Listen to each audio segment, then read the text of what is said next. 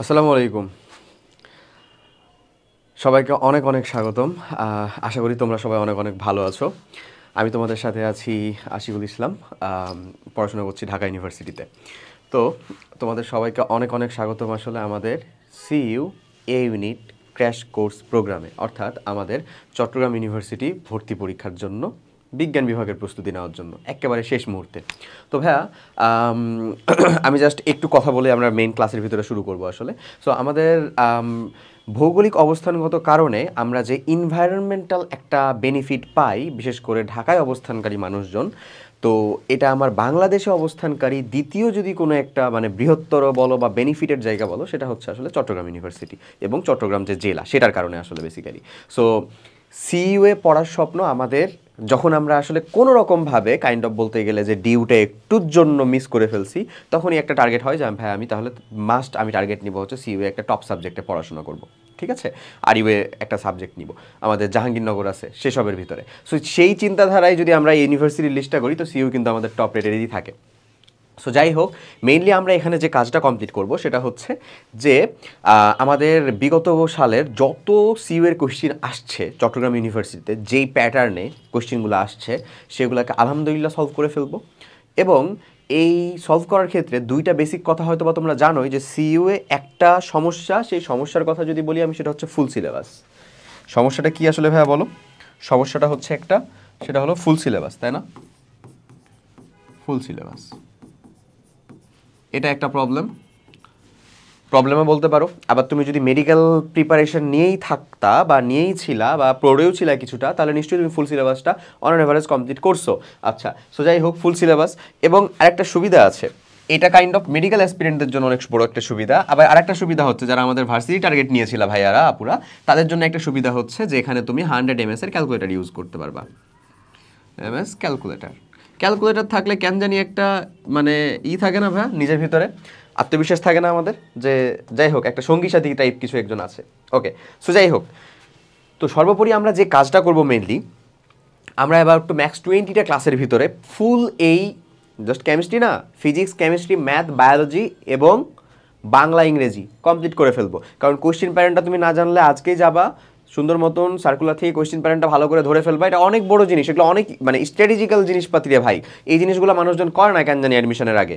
আচ্ছা, সো যাই হোক, আমি নিজে হয়তো বা করতাম না, আমিও চাইতাম যেন কেউ বলে দেয়, বাট নিজে পড়লে কিন্তু তুমি তখন তো মনে রাখতে পারবা, তুমি ফার্দারও এটাকে মনে রাখতে পারবা এবং নিজে ইউটিলাইজটা করতে পারবা। সো যাই হোক, যেটা বলতেছিলাম, তো আমরা যে কাজটা করবো সেটা হচ্ছে কেমিস্ট্রি। আজকে আমরা লেকচার 1 নিতেছি। এই লেকচার 1 এর ভিতরে 1 নাম্বার চ্যাপ্টার, 2 নাম্বার চ্যাপ্টার এবং কর্মমুখী রসায়ন মানে 5 নাম্বার চ্যাপ্টারটা আমরা কমপ্লিট করবো। কেমিস্ট্রি লেকচার 2 এর ভিতরে কমপ্লিট থাকবে হচ্ছে আমাদের মৌলের পর্যাবৃত্ত ধর্ম এবং রাসায়নিক বন্ধন এবং রাসায়নিক পরিবর্তন, এই 2 পার্ট। ওকে, সো যেহেতু ফুল সিলেবাস বললামই, তাই আমরা ফুল সিলেবাসটাকে এরকমভাবে কভার করে দিব। এবং এই কোশ্চেন অ্যানালাইসিসটা তুমি জাস্ট কমপ্লিট করো ভাইয়া। আমি অবধায় অনেকক্ষণ কথা বলে ফেললাম, সরি সেজন্য, বাট যাই হোক, কোশ্চেন অ্যানালাইসিসটা তুমি জাস্ট কমপ্লিট করো। তোমাকে সিইউ এর কোশ্চেন কমন দেওয়ার দায়িত্ব আমাদের। আমরা নিজেরা হচ্ছে যে ইনশাল্লাহ এখান থেকে পরীক্ষা হয়ে যাওয়ার পরে কোশ্চেন পাবো, কোশ্চেনের পরে তুমি প্রমাণস্বরূপ পেয়ে যাবে। আমরা এখান থেকে কমনের নিশ্চয় দিয়ে দেবো হচ্ছে 70% প্লাস, মাথায় থাকে যেন একেবারে ফুল তুমি হচ্ছে যে কমন পাবা। ঠিক আছে, ওকে, সো চলো আর কথা না বাড়ি আমরা শুরু করি। আমাদের যে প্রথম চ্যাপ্টারটাই আছে সেই চ্যাপ্টারটা হচ্ছে আসলে কি বলতো ভাই, ল্যাবরেটরি নিরাপদ ব্যবহার। ওকে, এই শাটলে চড়ে যে আমরা চাচ্ছি সিইউ যাব, শাটল হচ্ছে এমন একটা জিনিস যেটা দেশের একমাত্র ইউনিভার্সিটিতে আছে। সেটা কি বলতো? চট্টগ্রাম ইউনিভার্সিটি। যদিও সাপও আছে, বন জঙ্গলও আছে, পাহাড় পর্বতও আছে, but shuttle is the most significant thing. Okay, so চলো ল্যাবরেটরি নিরাপদ ব্যবহারের ভিতরে আমরা শুরু করি পড়াশোনাটা। প্রথম যে টপিকটা আমাদেরকে বলতেছে, সেই টপিকের ভিতরে আছে একটা প্রাইমারি প্রমাণ বস্তুর কোন বৈশিষ্ট্যটি থাকে না। একটা জিনিস আমি বারবার বলি ভাইয়া, যে যখন আমি একটা কোয়েশ্চেন পড়তেছি, হ্যাঁ আমি জানি আমি অনেক প্রেশারে আছি, আমি আমার ডিজায়ার্ড জায়গায় একটা ছিল, সাপোজ ডিউ ছিল অথবা আদার্স অন্য কোনো একটা ভার্সিটি ছিল, সেখানে আমি কাইন্ড অফ খুব ভালো একটা ফলাফল করতে পারি নাই কোনো কারণে। সে কারণটা আমি বুঝে গেছি আসলে এতদিনে। সো যাই হোক, পারি নাই, এখন আমি চলে আসছি হচ্ছে কিসে, ধরো এখানে পরীক্ষা দিব। সো এখন আমার স্ট্রেস ম্যানেজমেন্টের ক্ষেত্রে বা পরীক্ষা হলের যে টাইম ম্যানেজমেন্ট, সেটার ক্ষেত্রে আমাকে একটা জিনিস মাথায় রাখতে হবে, আমি কোশ্চেনটা কমন পাইছি, বাট কোশ্চেনটা যেন ভুল না পড়ি ভাই। এই যে শেষে না থাকে রে ভাই, এটা যে কত মানুষজন মিস করে ফেলে, হ্যাঁ না ছিল, হায় হায়। যাই হোক, কোনটা বৈশিষ্ট্য থাকে না, তাহলে বলো তো প্রাথমিক প্রমাণ বস্তু বলতে আসলে কি বোঝাচ্ছে জানো ভাইয়া? প্রাইমারি স্ট্যান্ডার্ড বস্তু। প্রাথমিক স্ট্যান্ডার্ড বলতে বলতে কি বোঝাচ্ছে? প্রাইমারি স্ট্যান্ডার্ড বস্তু। প্রাইমারি স্ট্যান্ডার্ড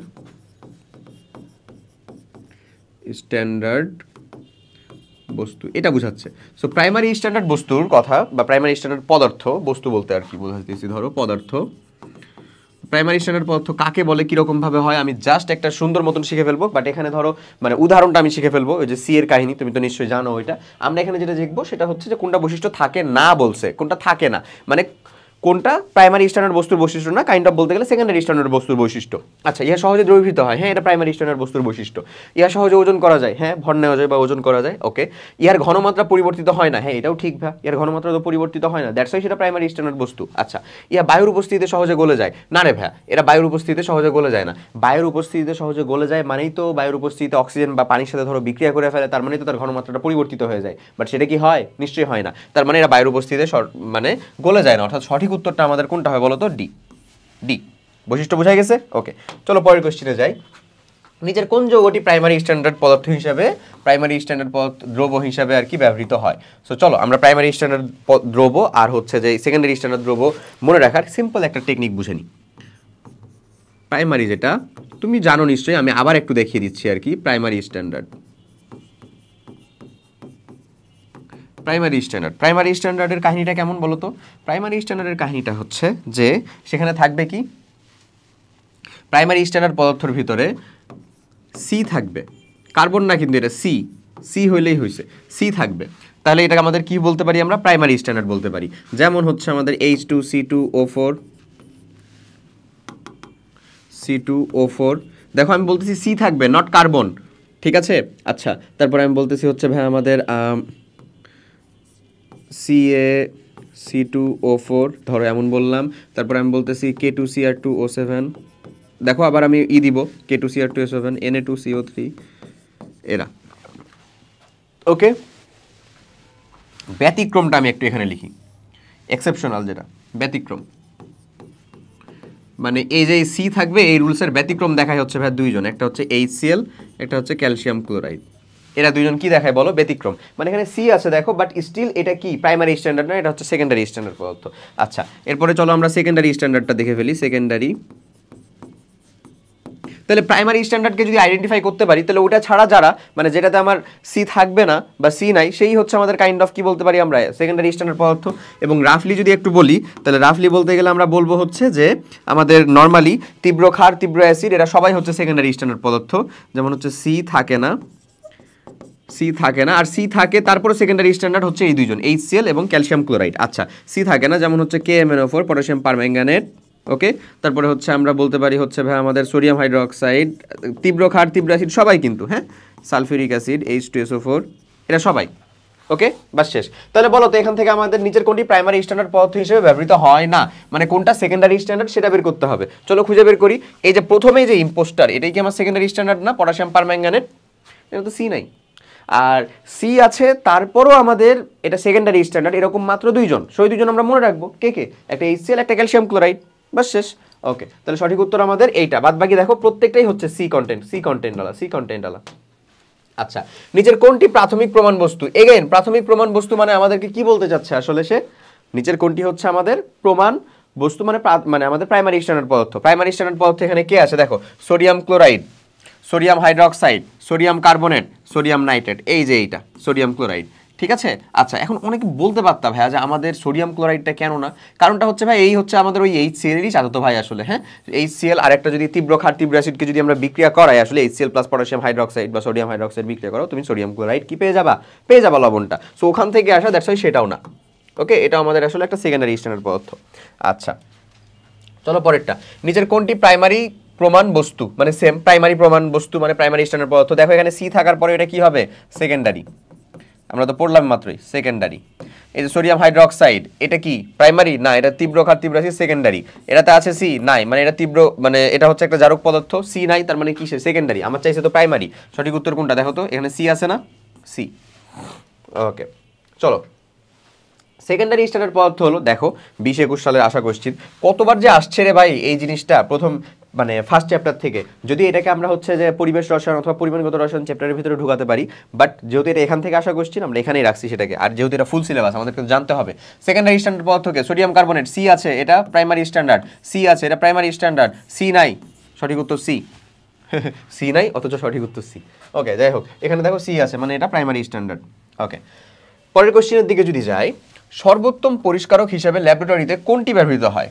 আমরা যদি আসলে কখনো ধরো এইচএসসিতেও যদি পড়ে থাকি, তাহলে সর্বোত্তম ব্যবহারকারী জারক পদার্থ আজীবন পড়ে আসছি, কে বলো তো ভাইয়া? এই যে সালফিউরিক অ্যাসিডের সাথে H2SO4 প্লাস হচ্ছে এবং পটাশিয়াম ডাইক্রোমেটের গাঢ় সলিউশন। তাহলে এখান থেকে আসলে কি তৈরি হয় বলো তো? ক্রোমিক অ্যাসিড তৈরি হয়। কি তৈরি হয় বলো ভাইয়া? Chromic acid. ক্রোমিক অ্যাসিড তৈরি হয়। সো ক্রোমিক অ্যাসিডটা কি আছে? এই যে সি নাম্বার অপশন হচ্ছে ক্রোমিক অ্যাসিড। ঠিক আছে, এটা সর্বোত্তম। মানে আমি এখানে তেল হোক, গ্রিজ হোক, আদার্স অন্য যে কোনো ধরনেরই হচ্ছে যে অপরিষ্কার বা অন্য যে কোনো কিছুই যুক্ত থাকুক না কেন, আমরা এটা দ্বারা সহজেই পরিষ্কার করে ফেলতে পারি সেটাকে। ওকে, চলো পরের কোশ্চেনে যাই।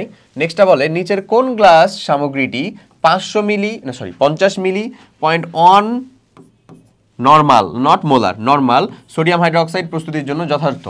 আচ্ছা, 0.1 normal sodium hydroxide, 0.1 normal sodium hydroxide আর বেসিক্যালি 0.1 নর্মাল এবং 0.1 molar sodium hydroxide is same thing, because sodium হাইড্রোক্সাইডের জন্য তার তুল্য সংখ্যার মানটা কত? 1 হয়। ঠিক আছে, এই তিনটা জিনিস আসলে একই জিনিস। আচ্ছা যাই হোক, সো 50 মিলি আমাকে বানাতে হবে। এটা বানানোর জন্য আমার কতটুকু লাগবে সেটা যদি মাপতে হয়, সেটার জন্য নিক্তি লাগবে। আমি একটু লিস্ট বলি তোমাকে কি কি লাগবে। ধরো এখানে তোমার 50 মিলি মানে পানি লাগবে। পানির ভলিউমটা মাপার জন্য ভলিউমেট্রিক ফ্লাস্ক, মেজারিং সিলিন্ডার হোক বা হচ্ছে যে পিপেট হোক বা বুলেট হোক, যে কোনোটা দিয়ে তুমি মাপতে পারবা 50 মিলি। বাট বুলেট দিয়ে নর্মালি ওটা ওই কাজের জন্য ব্যবহার হয় না ওইটা। আচ্ছা যাই হোক, কনিক্যাল ফ্লাস্ক ব্যবহার করতে পারো, সেটা করতে পারো। ওকে, 0.1 মোলার বা 0.1 নর্মাল ব্যবহারের জন্য একটা নির্দিষ্ট অ্যামাউন্টে সোডিয়াম নিশ্চয়ই হাইড্রোক্সাইড লাগবে, একটা নির্দিষ্ট গ্রাম পরিমাণ। সো ওইটাকে আমরা পরিমাপ করতে পারবো কি দিয়ে? নিক্তির সাহায্যে। হ্যাঁ, মানে ব্যালেন্সড নিক্তির সাহায্যে সেটাকে আমরা পরিমাপ করতে পারবো। ওকে, সো এই সকল জিনিসপত্র লাগবে আমার। আর তারপরে হচ্ছে নাড়ানোর জন্য বা গোলানোর জন্য আমাদের কি লাগবে? সেটা একটা ধরো স্প্যাচুলা লাগবে। এই ওকে, সো এখানে আমার যেই কথাগুলো বলেছে সেখানে আমরা দেখি যে এটা আসলে বেসিক্যালি বলতেছে যে পানিটা মাপার জন্য আমরা কাকে ব্যবহার করতে পারি? 50 মিলি পরিমাপক বিকার দিয়েও ব্যবহার করতে পারো। একটা 50 মিলি পরিমাপক কনিক্যাল ফ্লাস্ক ব্যবহার করা যায়। মানে 50 মিলি মাপতে হবে এবং এই তোমাকে মাথায় রাখতে হবে খালি যে তুমি যেই আয়তনটা বলছো ওই বিকারের ওই ভ্যারিয়েশনটা হয় কিনা। 50 মিলির বিকার হয়? উত্তর হচ্ছে হ্যাঁ হয়। কনিক্যাল ফ্লাস্ক হয়। গ্লাস সিলিন্ডার হয়। Measuring cylinder glass cylinder. আয়তনিক ফ্লাস্ক হয়, মানে গোলতলি ফ্লাস্ক বা ভলিউমেট্রিক ফ্লাস্ক হয়। তার মানে এদের যে কোনোটি আসলে আমরা অ্যাপ্লাই করতে পারি, মানে যে কোনোটাই অ্যাপ্লাই করতে পারো। ক্লিয়ার?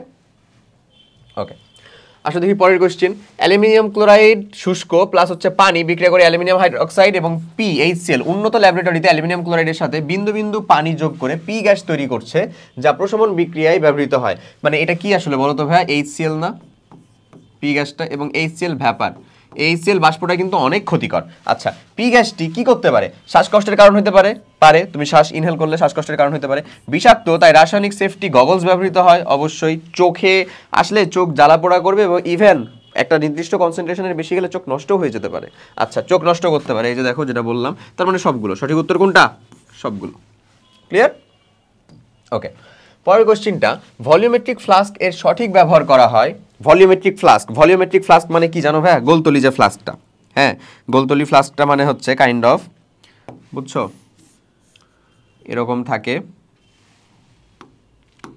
গোলতলি যে ফ্লাস্কটা আর কি, সেটার কথা বলতেছি।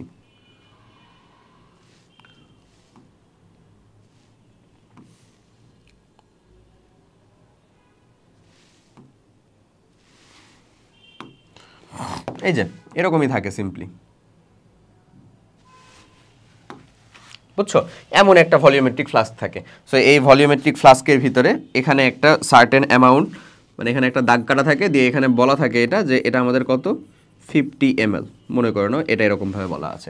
এটা ভলিউমেট্রিক ফ্লাস্ক। এটা আমাদের মেইনলি কী কাজে লাগে? সো আমি ধরো আমার যেই সলিউশনটা বানাতে হবে, যেখানে যদি 50 ml লাগে বা 100 ml পানি লাগে বা আমাদের সলভেন্ট লাগে, তাহলে আমি সলিউশনটা ভেতরে নেওয়ার পরে এই দাগ পর্যন্ত পানি নিলেই তো আমার সলিউশনটা খুব দ্রুতই মানে আরামসে তৈরি হয়ে যাবে, তাই না? আমাকে তার একেবারে একটার পর একটা এরকমভাবে মেজার করতে হবে না। দ্যাটস ওয়াই এটাকে বলা হয় হচ্ছে একটা নির্দিষ্ট আয়তনের দ্রবণ তৈরি করতে সবথেকে বেশি কাজে লাগে, অর্থাৎ বি। তরলের আয়তন পরিমাপে তুমি যদি বলো, সেটা যে একেবারে ইমপ্রপার এমন না, বাট তরলের আয়তন কিন্তু এটা ফিক্সড। যেমন তুমি 50 মাপতে পারো। তোমাকে যদি আমি এটা দিয়ে বলি যে তুমি এটা তোমাকে 20 মেপে দাও, তো তাহলে তুমি মাপতে পারবা না। 25 মেপে দাও তো পারবা না। বাট মেজারিং সিলিন্ডার যদি এটা হইতো, হ্যাঁ, ওই যে মেজারিং সিলিন্ডার যদি এটা হইতো, বুঝছো? তাহলে এটাতে কিন্তু দাগ কাটা আছে, বুলেটে কিন্তু দাগ কাটা আছে, সেটা দিয়ে কিন্তু আমি চাইলে এর বেশি মাপতে পারি, কম মাপতে পারি। আর এখানে এই কাজেই এটা বেশি ব্যবহৃত হয়। কোনটা রে ভাইয়া? নির্দিষ্ট আয়তনের দ্রবণ তৈরি করতে। ওকে, পরেরটা দেখি। একটা 4 ডিজিট ব্যালেন্স দিয়ে কত পর্যন্ত সূক্ষ্মভাবে পরিমাপ করা যায়? আচ্ছা, এটা সূক্ষ্মভাবে পরিমাপ করা যায় হচ্ছে 0.0001 গ্রাম। ভাইয়ারা একটু ভালো করে মাথায় রেখো, এটা হচ্ছে 0.00001 গ্রাম, 4 ডিজিট ব্যালেন্স যেহেতু, ঠিক আছে? আর এখানে দেখো তোমার উত্তর কিসে দেওয়া? মিলিগ্রামে, মিলিগ্রামে, মিলিগ্রামে, মিলিগ্রামে। আমার প্রিয় ভাইরা, তোমরা যদি এটা মিলিগ্রাম দাগায় দাও এই যে এইটা, তাহলে কিন্তু টাস করে একটা ভুল হয়ে গেল। এত গ্রাম মানে আসলে বেসিক্যালি কত ভাই বলো তো? 0.00 তো না, 0.1 মিলিগ্রাম। সো আমরা মিলিগ্রাম স্টেজে আসলে এটা কতটুকু মাপতে পারবো? এটা 0.1 মিলিগ্রাম মাপতে পারবো। কথাটা কি বুঝা গেছে? বুঝা গেছে? ওকে, এমন। আচ্ছা, চলো তাহলে পরের কোশ্চেনের দিকে যাই। নেক্সট কোশ্চেনটা আমাদের বলতেছে যে নিম্নের কোন ধাতুটি পানির সাথে বিস্ফোরণ ঘটাবে? কে কে ঘটায় একটু ভালো করে এদেরকে চিনে রাখো। সোডিয়াম, পটাশিয়াম, এরা অ্যাভেলেবেল তো, তাই তারা পানির সাথে বিস্ফোরণ ঘটায়। এটা ডাজেন্ট মিন যে তুমি সিজিয়াম দিলে সিজিয়াম বিস্ফোরণ ঘটাবে না, সিজিয়ামও বিস্ফোরণ ঘটাবে, অবশ্যই সিজিয়ামও বিস্ফোরণ ঘটাবে। বুঝছো? মাথায় রেখো কিন্তু, মানে সোডিয়াম পটাশিয়াম দিতেছো তার মানে আর কেউ বিক্রিয়া ঘটাবে না এমন না, এদের অ্যাভেলেবল, এরা বেশি ব্যবহৃত হয়। সো এরা খুব সহজে পানির সাথে কি করে? বিস্ফোরণ ঘটায়, পানির সাথে বিস্ফোরণ ঘটায়। তাই এদেরকে কোথায় ডুবিয়ে রাখা হয় বলো তো? কেরোসিনে বিস্ফোরণ ঘটায়। তাই এদেরকে কোথায় ডুবিয়ে রাখা হয়? কেরোসিনে। সঠিক উত্তর কোথায়? ডি। আচ্ছা, চলে আসো। পোড়া ক্ষতের জ্বালা নিবারণে ব্যবহৃত হয় যে বার্নল মলম, সে বার্নল মলমটা আসলে বেসিক্যালি কি? এটা যদি চেহারা দেখো তাও তুমি উত্তর করতে পারবা। বলো তো, তুমি কি কোথাও ক্লোরোফর্ম লাগাবা? না, নিশ্চয়ই। বলো তো, তুমি কি ডাইক্লোরো ইথেন, ডাইইথাইল ইথার এগুলা কোথাও অ্যাপ্লাই করবা? নিশ্চয়ই না। জৈব রসায়ন থেকে আমার সব থেকে বেশি ড্রাগ শিল্পে ব্যবহৃত হয়, সব থেকে বেশি ওষুধ তৈরি হয়, সেটা সত্য। বাট তুমি কখনোই সেটাকে মডিফিকেশন ছাড়া ডিরেক্ট ব্যবহার করবা না, বিশেষ করে যেগুলোতে ক্লোরিন আছে সেগুলোতে আরও বেশি না। কারণ কি জানো? কারণ হচ্ছে যে এটা তোমার শরীরে মানে যে কোনো একটা বিরূপ প্রতিক্রিয়া দেখাতে পারে আসলে অ্যাকচুয়ালি। ওকে, তো মেনথলটা তো মেইনলি হচ্ছে কি কাজে ব্যবহার হয় বলো তো ভাই? এটাও তো একটা জৈব রসায়নেরই, মানে জৈব রসায়নের বলতে একটা অ্যারোমেটিক কম্পাউন্ডই মেনথল। এটা তো মেইনলি শ্বাস প্রশ্বাসকে ঠিক করার জন্য ব্যবহৃত হয়। বাট বার্নম মলম আসলে কি থাকে তাহলে বাকি? Picric acid. এই পিক্রিক অ্যাসিডটা আসলে কি ভাই বলো তো? পিক্রিক অ্যাসিডটা, কার্বলিক অ্যাসিড বলা হয় হচ্ছে ফেনলকে। এই যে ফেনল, এ হচ্ছে ভাই তোমার কার্বলিক অ্যাসিড। এটা কি বলো? Carbolic acid. আর পিক্রিক অ্যাসিড যেটা, সেটা হচ্ছে তিনটা গ্রুপ যদি নাইট্রোযুক্ত হয়ে যায়। এখানে ধরো OH, ট্রাইনাইট্রো কি বলো? Phenol, TNF। এটা হচ্ছে কি? Picric acid. এমন। সো এই পিক্রিক অ্যাসিডটাই মেনলি কি থাকে ওখানে? বার্নল মলমের মেইন উপাদান হিসেবে থাকে। সো এই পর্যন্তই ছিল। দেখো এখানে কোশ্চেনের ভ্যারিয়েশন হচ্ছে, তুমি অলরেডি এখানে দেখতেও পাবো যে কোশ্চেনটা কোন এরিয়া, কোন রেঞ্জ থেকে কোন রেঞ্জের ভ্যারিয়েশন হচ্ছে।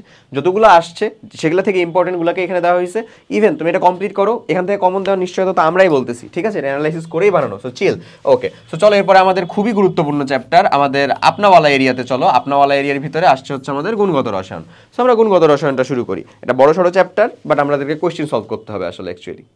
আচ্ছা, সো আমরা যেখানে শেষ করছিলাম সেটা হচ্ছে গুণগত রসায়ন অধ্যায়টা আমরা শুরু করব, ঠিক আছে? এখানে শেষ করছিলাম, চলো শুরু করি তাহলে।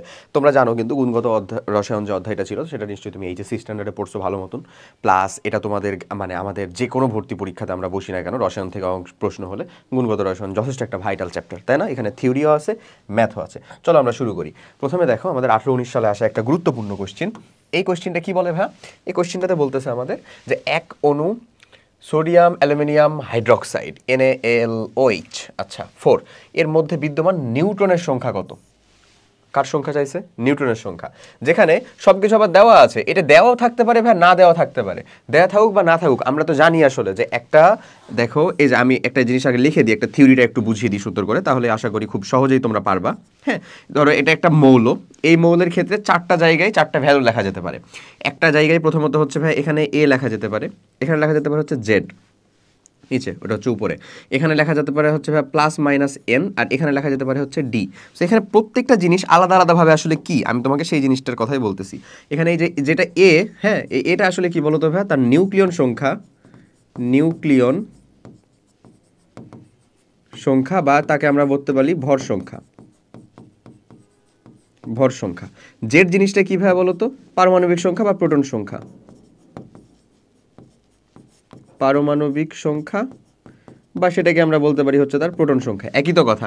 এই প্লাস মাইনাস এন হচ্ছে ত্যাগ বা গ্রহণকৃত ইলেকট্রন সংখ্যা। প্লাস মানে হচ্ছে ত্যাগকৃত, মাইনাস মানে হচ্ছে গ্রহণকৃত। তার মানে এটা হচ্ছে ভাই আমাদের ত্যাগ বা গ্রহণকৃত ইলেকট্রন সংখ্যা। আচ্ছা, ওকে। আর ডি যেটা, সেটা হচ্ছে আসলে অণুর সংখ্যা। যদি এটা পরমাণু না আকারে অণু আকারে থাকে তাহলে সেটা হচ্ছে অণুর সংখ্যা। ওকে, সো বেসিক্যালি এখান থেকে যদি আমাদেরকে বলে তাহলে ভাইয়া তুমি আমাকে বলো তো যে আমাদের নিউট্রন সংখ্যাটা কি? নিউট্রনটা আমরা কোথা থেকে পাবো? নিউট্রন। সো নিউট্রন যে সংখ্যা, সেই নিউট্রন সংখ্যাটা আমরা পাবো হচ্ছে অবভিয়াসলি ভর সংখ্যা থেকে। যদি আমরা পারমাণবিক সংখ্যাকে বাদ দিই তাহলে তো আমাদের নিউট্রন সংখ্যা চলে আসে না? দেখো প্রত্যেকটা ক্ষেত্রেই দেওয়া আছে জেড এর মানটা কত, মানে পারমাণবিক সংখ্যা কত 11, ভরটা কত 23। সো এখানে তাহলে নিউট্রন সংখ্যাটা কয়টা ভাই বলো তো? 12টা। কার? সোডিয়ামের জন্য। আচ্ছা, অ্যালুমিনিয়ামের ক্ষেত্রে 14টা, অক্সিজেনের ক্ষেত্রে 8টা, হাইড্রোজেনের ক্ষেত্রে 0টা। তাই কি না? তাহলে এখানে আমরা এখন কাউন্ট করে নিই। এই যে সোডিয়াম তো আমার একটা, তার মানে কয়টা আছে সেখানে? 12টা। তার মানে 12 প্লাস অ্যালুমিনিয়াম আমার কয়টা? একটা, সেখানে আছে কয়টা ভাই? 14টা। 14 প্লাস টোটালে এক অণুর ভিতরে, তাহলে এই যে দেখো হাইড্রোক্সিল আছে হচ্ছে 4টা। একটা হাইড্রোক্সিলের ভিতরে টোটালে আমার নিউট্রন সংখ্যা কয়টা? অক্সিজেনের মধ্যে ইলেকট্রন মানে নিউট্রন সংখ্যাটা আছে হচ্ছে 8টা। অক্সিজেনের মধ্যে কয়টা ভাই বলো? 8টা। আর এখানে কয়টা? 0টা। তার মানে হাইড্রোক্সিলের ভিতরে আসলে কয়টা টোটালে? 8টা। একটা হাইড্রোক্সিলের ভিতরে 8টা, তাহলে 4টার ভিতরে কয়টা রে? 32টা। সো বেসিক্যালি 32টা। তাহলে এটা কত হয় ভাইয়া? এটা হয় হচ্ছে 8, আর এখানে হয় হচ্ছে আমাদের 58। এরাই না আমাদের সঠিক উত্তরটা? 58 যদি হয়ে যায় তাহলে আমরা পেয়ে যাই হচ্ছে আমাদের রাইট অ্যান্সারটা হচ্ছে ডি। ইজি জিনিস, খালি ধরতে পারলেই হয়েছে। ওকে, সো পরের কোশ্চেন যাই দেখি কি বলতেছে। ক্রোমিয়াম 3+ আয়নে ডি ইলেকট্রনের সংখ্যা হচ্ছে, ডিতে কয়টা ইলেকট্রন আছে সেটা চাইছে। খুবই ভালো কথা, খুব দ্রুতই করে ফেলা যায় আসলে। ক্রোমিয়ামের পারমাণবিক সংখ্যাটা কত ভাইয়া? 24। তো ক্রোমিয়াম 3+ মানে কি আসলে? আছে কয়টা? 21। সো এখানে যদি আমি আর্গন নিয়ে নিই 1s2 2s2 2p6 3s2 3p6, আমি একবারই করে দিচ্ছি আর কি। 3s2 3p6 এতদূর পর্যন্ত তো আর্গন, এটা তো বুঝছি। তারপরে আসলে হয়তো কত বলো তো? হয়তো হচ্ছে এমন না ভাই, এই যে এই 4s2 3d4 এরকম এটা হওয়া উচিত ছিল, বাট আমরা জানি যে হয় আসলে হচ্ছে এরকম যে 4s2 না হয় 4s টা 1 হয় আর 3d টা 5 হয়, যেহেতু এটা আমাদের ইলেকট্রন বিন্যাসটা একটু ব্যতিক্রম। যাই হোক, এমন হয়। দেন 3+ মানে কি? এখান থেকে আমার কয়টা ইলেকট্রন গেছে? এখান থেকে একটা চলে যাবে, আর এখান থেকে আমাদের কয়টা চলে যাবে? 2টা চলে যাবে। তার মানে 4 আর্গনের পরে আর্গন রাখলা তুমি, আর্গন রাখলা, তারপরে 4s এর মধ্যে কত হয়ে যাবে ভাইয়া? 0। 3d এর ভিতরে 4s থেকে একটা চলে গেছে, এখান থেকে 2টা চলে গেছে, এখান থেকে 2টা চলে গেলে এখানে থাকলো কয়টা? 3টা। সো তাহলে ডি এর মধ্যে আমাদের ইলেকট্রন থাকে কয়টা রে? সর্ববহিষ্ঠ শক্তি স্তর ডিতে 3টা। সঠিক উত্তর 3। এটাই চাইছে না, ডি ইলেকট্রনের সংখ্যা কয়টা, ডি এর মধ্যে কয়টা ইলেকট্রন আছে সেইটা। ওকে, আচ্ছা চলো নেক্সটটা দেখি। ডিউটেরিয়ামের নিউট্রন সংখ্যা কত? খুবই গুরুত্বপূর্ণ একটা প্রশ্ন। ডিউটেরন কোণা আমরা পড়ছি না, যে আমাদের ভারী কোণা হচ্ছে আসলে বা কম্পোজিট কোণা দুইটা, একটা হচ্ছে ডিউটেরন কোণা আর একটা হচ্ছে আমাদের আলফা কোণা। সো এই যে দেখো ডিউটেরিয়াম থেকে আসছে মেইনলি ডিউটেরন। সো ডিউটেরিয়াম হচ্ছে আসলে কি? হাইড্রোজেনের আইসোটোপ। হাইড্রোজেনের 3টা আইসোটোপের মধ্যে একটা হচ্ছে ডিউটেরিয়াম। প্রথমটা হচ্ছে প্রোটিয়াম 1 যেটা আমরাই পাই বেসিক্যালি, সেটার নামটাই হচ্ছে, যেটাকে আমরা হাইড্রোজেন বলি, সেটা কি বলতো? প্রোটিয়াম। এটাতে ভর সংখ্যা কত ভাইয়া? 1। এই সংখ্যা কত? পারমাণবিক সংখ্যা কত? 1। আচ্ছা, তাহলে এখানে নিউট্রন সংখ্যা কত? 0। আচ্ছা, তারপরে H2 1, এটাই হচ্ছে আমাদের সেই ডিউটেরিয়াম। কি নাম এটার বলো? ডিউটেরিয়াম।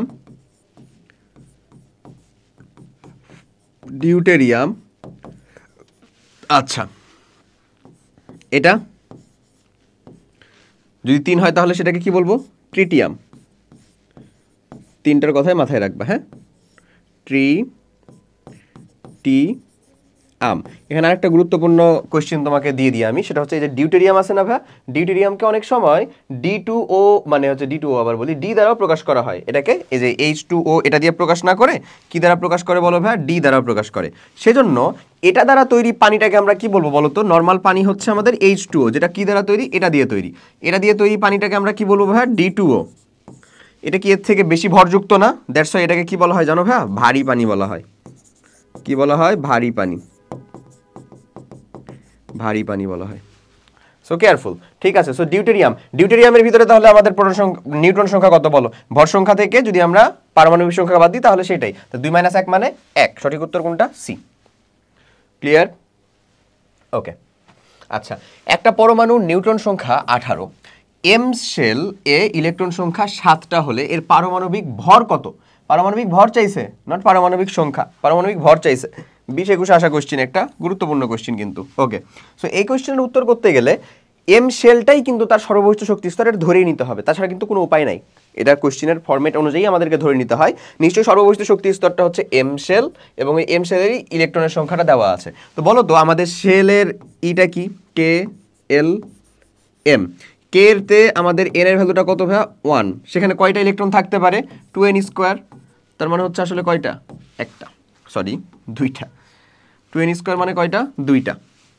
আচ্ছা, এই এল এর ক্ষেত্রে আমার এন এর ভ্যালুটা কত বলো তো? 2। সেখানে কয়টা ইলেকট্রন থাকতে পারে? 2n² করে দিলে সেখানে থাকতে পারে হচ্ছে 8টা। ঠিক আছে, এম এর ক্ষেত্রে আমাদের এন এর ভ্যালু কত রে ভাইয়া? 3। সেখানে ইলেকট্রন থাকতে পারে কয়টা? 2n² করে দিলে 18টা। 18টা, বাট আছে কয়টা? আছে কে এল এম, তারপরে কি এন ও পি, এরকমভাবে যেতে থাকবে শক্তি স্তরগুলো। হ্যাঁ, আচ্ছা, এগুলো হচ্ছে মানে অরবিট বা প্রধান শক্তি স্তর। ওকে, তাহলে এটার এনে মানে যে ক্যাপিটাল এন এর ভ্যালু কত আমাদের? 4। ও এর ক্ষেত্রে এন এর ভ্যালু কত? 5। এরকমভাবে কিন্তু বাড়বে। আচ্ছা, বাট আছে কয়টা এখানে? 7টা। কয়টা আছে বলো? 7টা। এই কয়টাই আছে? এই কয়টাই না? তাহলে এখানে টোটাল প্রোটন কয়টা আছে? সেটাই টোটাল প্রোটন যেটা মানে ইলেকট্রন যেটা, সেটাই তো তার পারমাণবিক সংখ্যা বা প্রোটন সংখ্যা। 10 আর 7 17। প্রোটন আছে কয়টা? 17টা প্রোটন। নিউট্রন বলছে দেখো ভাই 18টা। তাহলে প্রোটন আর নিউট্রন যোগ করলেই তো আমরা কি পাই? বেসিক্যালি তার ভর সংখ্যাটা পাই। তাহলে সেটা কত হবে? 35, তাই না? বেসিক্যালি ক্লোরিনকে ইন্ডিকেট করতে হয়, সেটা 35.5 হওয়ার কথা, বাট এখানে আমাদের সঠিক উত্তর কত? 35 থিওরিটিক্যালি। তার মানে সঠিক উত্তর হচ্ছে ভাই আমাদের বি। বুঝতে কি পারা গেছে? কারণ ওটাই তো বললাম, ভর সংখ্যা থেকে প্রোটন সংখ্যা বাদ দিলে যদি আমরা নিউট্রন সংখ্যা পাই, তাহলে ভর সংখ্যা আর প্রোটন সংখ্যা যোগ করলে তো আমরা কি পাবো?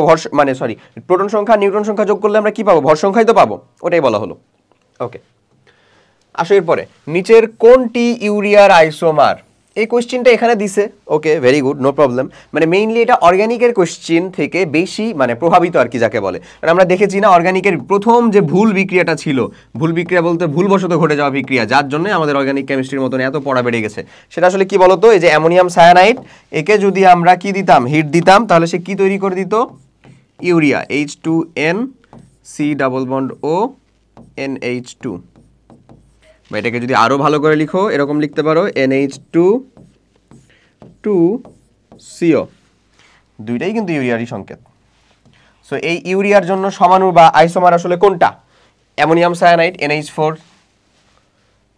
Ammonium cyanide. ঠিক আছে, আচ্ছা। সো আমাদের সঠিক উত্তরটা হবে কোনটা ভাইয়া? এই যে এটা, ডি। ওকে, চলো। একটা মৌলের পরিচিতি নির্ধারিত হয় কি দ্বারা? প্রোটন সংখ্যা বা পারমাণবিক সংখ্যা দ্বারা। মাথায় রাখবা, প্রোটন বা পারমাণবিক সংখ্যা দ্বারা। দেখো, প্রোটন বা পারমাণবিক সংখ্যা কিন্তু কারো কারো ক্ষেত্রে ভিন্ন হবে না, বাট আমি যদি বলি হচ্ছে নিয়ন আর সোডিয়াম প্লাস আয়ন, এর দুজনেই কিন্তু ইলেকট্রন সংখ্যা সমান। সো ইলেকট্রন সংখ্যা কারো আইডেন্টিটিক্যাল ভ্যালু না, পারমাণবিক সংখ্যা। এরা দ্বারাই কি হয়? তার পরিচয় নির্ধারিত হয়। এটা কখনোই চেঞ্জ হওয়ার না যদি নিউক্লিয়ার বিক্রিয়া না হয়, তাহলে তার মানে কি? অনলি প্রোটন সংখ্যা দ্বারা। ওকে ভাইয়া, আচ্ছা। পরেরটা দেখি, রাদারফোর্ডের পরীক্ষায় ব্যবহৃত আলফা বিকিরণে বিদ্যমান পদার্থের সংকেত হচ্ছে। আলফাটা কি বলতো? দ্বিধনাত্মক হিলিয়াম নিউক্লিয়াস। আলফা কণা আর ডিউটেরিয়াম কণা, এই ডিউটেরিয়াম কণা, এই দুজনই কিন্তু কম্পোজিট কণিকা আমাদের। হ্যাঁ, আলফা কণাটা কি আসলে? দ্বিধনাত্মক হিলিয়াম নিউক্লিয়াস, দ্বিধনাত্মক হিলিয়াম নিউক্লিয়াস,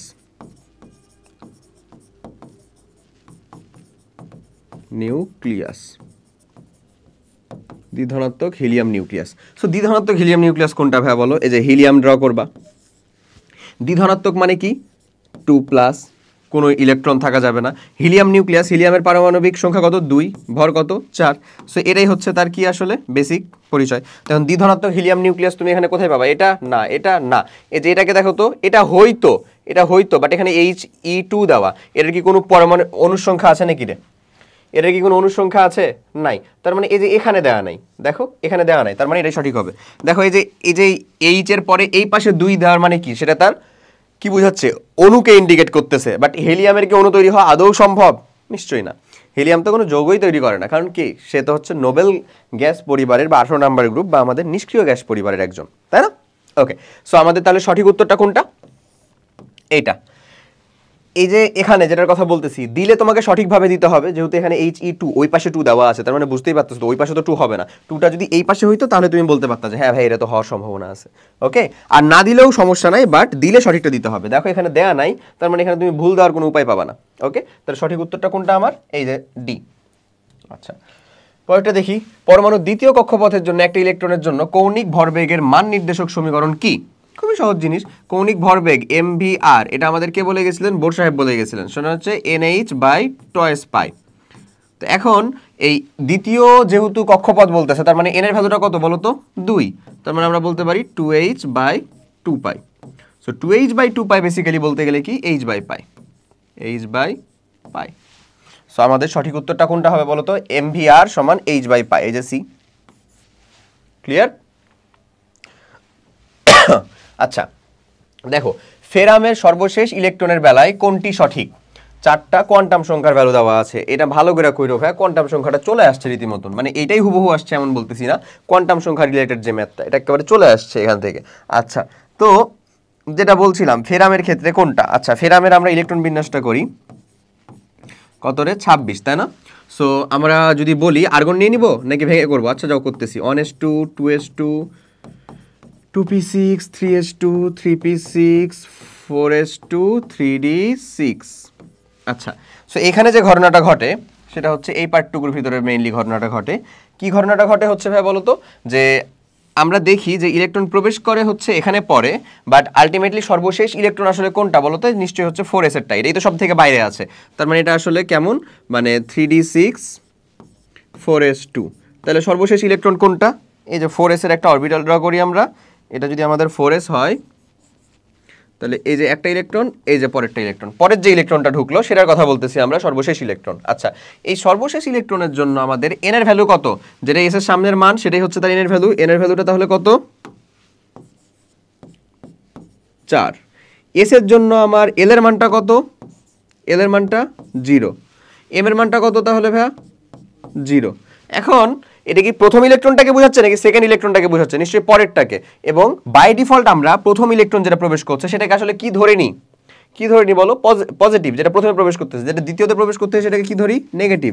তাহলে এটা যেহেতু পরেরটা ঢুকতেছে তাই -12 এমন। এখন ভাইয়া কথা হচ্ছে এটা কি ধরতেই হবে? আমি যদি বলি এটা প্রথমটাকে আমি হচ্ছে পজিটিভ নেগেটিভ ধরবো, পরেরটাকে পজিটিভ ধরবো, হবে, কোনো সমস্যা নাই।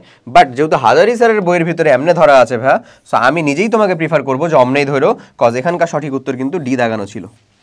দেখো উপরে ঠিক একই উত্তর না, সরি, উপরে তো এই যে এখানে মানটা ভুল আছে, যদিও এখানে মানটা ভুল আছে, যদিও এল এর মান তো 1 হতে পারে না এস এর জন্য কখনো, পি এর জন্য 1 হবে।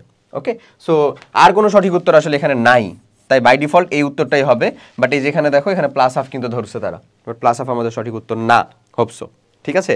যদি দুইটাই থাকে, ধরো এখানেও হচ্ছে যে 0ই থাকলো, আমার কথাটা বুঝছো? এখানেও ধরো 0 আছে, ধরে নাও জাস্ট সাপোজ, তাহলে কিন্তু উপরেরটাও না, তাহলে এম এর ভ্যালু 0 থাকতে হবে।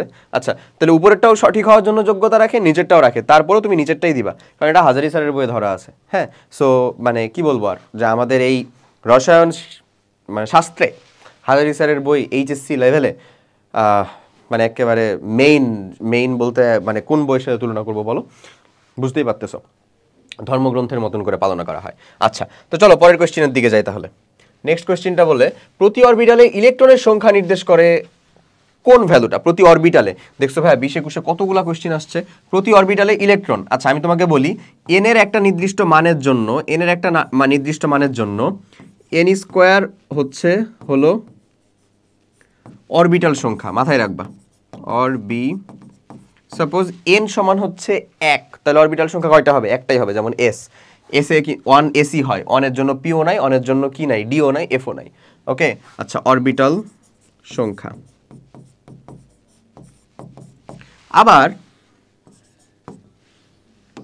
আবার একটা অরবিটালে মেইনলি কয়টা ইলেকট্রন থাকতে পারে বলো? দুইটা ইলেকট্রন থাকতে পারে, তাই না? এই যে একটা অরবিটালে যেরকম কক্ষপথ, একটা অরবিটালে কয়টা? দুইটা থাকতে পারে। তাই n স্কয়ার যদি তার অরবিটাল সংখ্যা হয়, তার মানে নিশ্চয়ই 2n স্কয়ার হবে কি মোট ইলেকট্রন সংখ্যা, কারণ একটাতে থাকতে পারে n স্কয়ার, দুইটাতে থাকবে কত? 2n স্কয়ার মোট ইলেকট্রন সংখ্যা। আচ্ছা, ওকে, এরকম একটা জিনিস, এরকম একটা জিনিস। এল এর মান দিয়ে এটা কি হয়? এল এর যে কোনো মানের জন্য, যে কোনো মানের জন্য আমাদের এল এর যে কোনো মানের জন্য তার অরবিটাল সংখ্যাটা হয় হচ্ছে, অরবিটাল সংখ্যা কত হবে বলো ভাইয়া? 12 প্লাস 1, এটা হয় তার অরবিটাল সংখ্যা। এল এর মান এস এ যেমন 0, তুমি 0 বসাও কত পাবা? 1 পাবা, মানে এস এর জন্য এসি। পি এর জন্য কত? 1 বসাও, দেখো কত পাবা? 3টা, পিএক্স পিওয়াই পিজেড, এমনে বুঝাচ্ছে। আচ্ছা, সো একটা এল এর মানের জন্য যদি আমার অরবিটাল সংখ্যা হয় হচ্ছে 12 প্লাস 1, তাহলে একটা অরবিটালে ইলেকট্রন থাকতে পারে 2টা। তাহলে এল এর যে কোনো মানের জন্য, এল এর যে কোনো মানের জন্য ইলেকট্রন সংখ্যা কত হবে ভাই বলো তো? অরবিটাল সংখ্যা গুণিত 2, 2 ইন্টু 12 প্লাস 1। তো আমার চাইছে কি? আমার চাইছে হচ্ছে প্রতি অরবিটালে ইলেকট্রন সংখ্যার মান নির্দেশ করে কোনটা দিয়ে? এটা দিয়ে না, এল এর, কারণ এটা অরবিটালে বলছে। যদি তোমাকে বলতো অরবিটে, তাহলে তুমি 2n স্কয়ারও দিতে পারতা, কারণ n দিয়ে অরবিটটাকে ইন্ডিকেট করা হয়। ওকে, আচ্ছা, সো আশা করি বুঝতে পারা গেছে। চলো পরের কোশ্চেনের দিকে যাই। নেক্সটটাতে আসো, lambda equals to H by M V সমীকরণের নাম কি? কার সমীকরণ বলো তো? ডি ব্রগলির সমীকরণ। ডি ব্রগলি সাহেব কি করলেন? ই ইকুয়ালস টু এমসি স্কোয়ার, আইনস্টাইনের যে ভর শক্তির রূপান্তর, এবং ই equals to H new, H new, এই দুটোকে কি করলেন? পরস্পর সমান করে দিলেন। সমান করে দিলে উনি প্রমাণ করলেন ল্যামডা সমান এইচ বাই এম ভি। এখানে ভিটা কি ভাইয়া? বেগ, ঠিক আছে, বেগ। মানে তিনি কণা সম্পর্ক এবং তরঙ্গ সম্পর্ককে একত্রিত করে এই যে একটা তরঙ্গের সাথে তার কণার যে মুভমেন্টের কাহিনীটা কিরকম ভাবে ঘটে সেটা সম্পর্ক স্থাপন করলেন। সেটা তিনি আসলে কে বলতো ভাইয়া? De Broglie. ব্যাস, তাহলে এটা কার সমীকরণ? ডি ব্রগলির সমীকরণ, বি। ক্লিয়ার না? ওকে। n equals to 3, l equals to 1 উপকক্ষপথে কয়টি ইলেকট্রন থাকতে পারে? তুমি বলো ভাইয়া, l ইকুয়ালস টু 1 ইলেকট্রন থাকবে কয়টা রে? ওই যে 2 ইন্টু, মাত্রই তো করলাম, 12 প্লাস 1, কয়টা ইলেকট্রন থাকবে? তাহলে এখানে আসলে ভ্যালুটা কত আসে বলো তো? 1 ভ্যালু যদি বসিয়ে দাও, তাহলে 2 ইন্টু 3 মানে হচ্ছে বেসিক্যালি কত? 6। সো এই যে 6 পাইলা না, এটা আসলে কাকে ইন্ডিকেট করতেছে? l ইকুয়ালস টু 1 মানে ইন্ডিকেট করতেছে কাকে? আসলে p। So n equals to 3 মানে হচ্ছে 3p। সো 3p তে কয়টা ইলেকট্রন থাকবে? 3p, 4p, 2p, যেটাই p হোক না কেন, p তে সর্বোচ্চ কয়টা ইলেকট্রন থাকে? 6টা। সেটাই আসছে তোমার সঠিক উত্তর। তাহলে সঠিক উত্তর এখানে কয়টা হবে রে বলো? 6টা। আচ্ছা, 1:2:2p6 এরকম একটা ইলেকট্রনের বিন্যাসটি কোন মৌলের? চলো আমরা দেখে ফেলি। এই যে এতদূর পর্যন্ত যদি আমি কাট দেই একটা 1:2, 2:2, 2p6, 3:2, 3p6, দেখো এটা আর্গন পর্যন্ত চলে গেছে। কে? আর্গন। আর্গন মানে হচ্ছে তার পারমাণবিক সংখ্যা কত হয়েছে এখানে? 18। 18-র সাথে 2 যোগ 20 আর 5, 25। 25 কার? Mister manganese, mister manganese. তাহলে ম্যাঙ্গানিজ সাহেব ডি। ক্লিয়ার? আমরা এমনি সহজে বের করে ফেলতে পারি। আচ্ছা, পর্যায় সারণীতে আর্সেনিকের অবস্থান কোথায়? ওকে, সো পর্যায় সারণীটাকে আমরা যেভাবে পড়বো, আসলে বেসিক্যালি কেমনে পড়বো ভাবছিলাম আমরা পর্যায় সারণীকে? আমরা বলছিলাম এস ব্লক মৌল এবং পি ব্লক মৌলকে এবারে ঠাড়া মুখস্থ করে ফেলবো, বুঝছো? মুখস্থ করে ফেলবো। যদি নাও হয় তাও সমস্যা নাই, এটা ওরকম ভাবে মুখস্থ করলে আসলে চলে আসে। বাট তুমি যদি এটাকে নাও মুখস্থ করতে পারো তাও ঝামেলার কিছু না। তোমাকে তাহলে আর্সেনিকের কিন্তু পারমাণবিক সংখ্যাটা জানতে হবে, তাহলে তুমি আবার উত্তর করতে পারবা। সো নর্মালি আমরা আর্সেনিক পর্যন্ত পড়ি না, আমরা জিঙ্কে যে থেমে যাই, ওটা কিন্তু 4 নাম্বার পর্যায়েরই মৌল। আর্সেনিকের কথা বলতেছি আমরা, বুঝছো? এটা কিন্তু কত নাম্বার পর্যায়ের মৌল ভাইয়া বলো? 4 নাম্বার পর্যায়েরই মৌল। আচ্ছা, তো যাই হোক, এটা হচ্ছে আমাদের সেই 15 নাম্বার গ্রুপের, 15 নাম্বার গ্রুপের। তাহলে এখানে থাকে হচ্ছে 1 নাম্বার গ্রুপে, 15 নাম্বারে 1 নাম্বার পর্যায়ে তো কেউ নাই, আছে হচ্ছে নাইট্রোজেন, আর্সেনিক। ওকে, তো এটা কত ছিল ভাইয়া বলো তো? 15। তাহলে এটা হচ্ছে আসলে 33 বেসিক্যালি এটাই হবে। তো চলো, আর্সেনিক যদি 33 হয়, আমরা সেটার পারমাণবিক মানে ইলেকট্রন বিন্যাসটা করে ফেলি।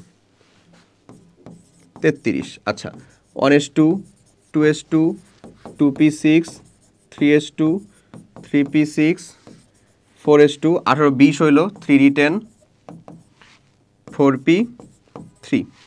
সো দেখো তো ইলেকট্রন বিন্যাসটাকে যদি আমরা একটু সাজাই তাহলে আমাদের 3d10 এর পরে 4s2 থাকে, 4p3 থাকে। তুমি বলো ভাইয়া এই যে মানে ns2 np126 এটা কোন অরবিটালের মৌলের বৈশিষ্ট্য? অবভিয়াসলি p অরবিটালের মৌলের বৈশিষ্ট্য। সো p অরবিটালের মৌলের বৈশিষ্ট্য হলে p ব্লক মৌলের বৈশিষ্ট্য হইলে নিশ্চয়ই এটা p ব্লক মৌলের অবস্থান নির্ণয় করার উপায়টা কি ছিল আমাদের? উপায়টা কি ছিল বলো?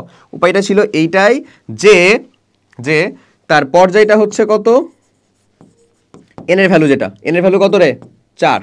সো তার পর্যায়টা হচ্ছে 4, পর্যায়ে 4 যুক্ত কে গেছে রে 1 আর 2, তার মানে এই যে সি অথবা ডি এর ভিতরে একটা উত্তর হবে।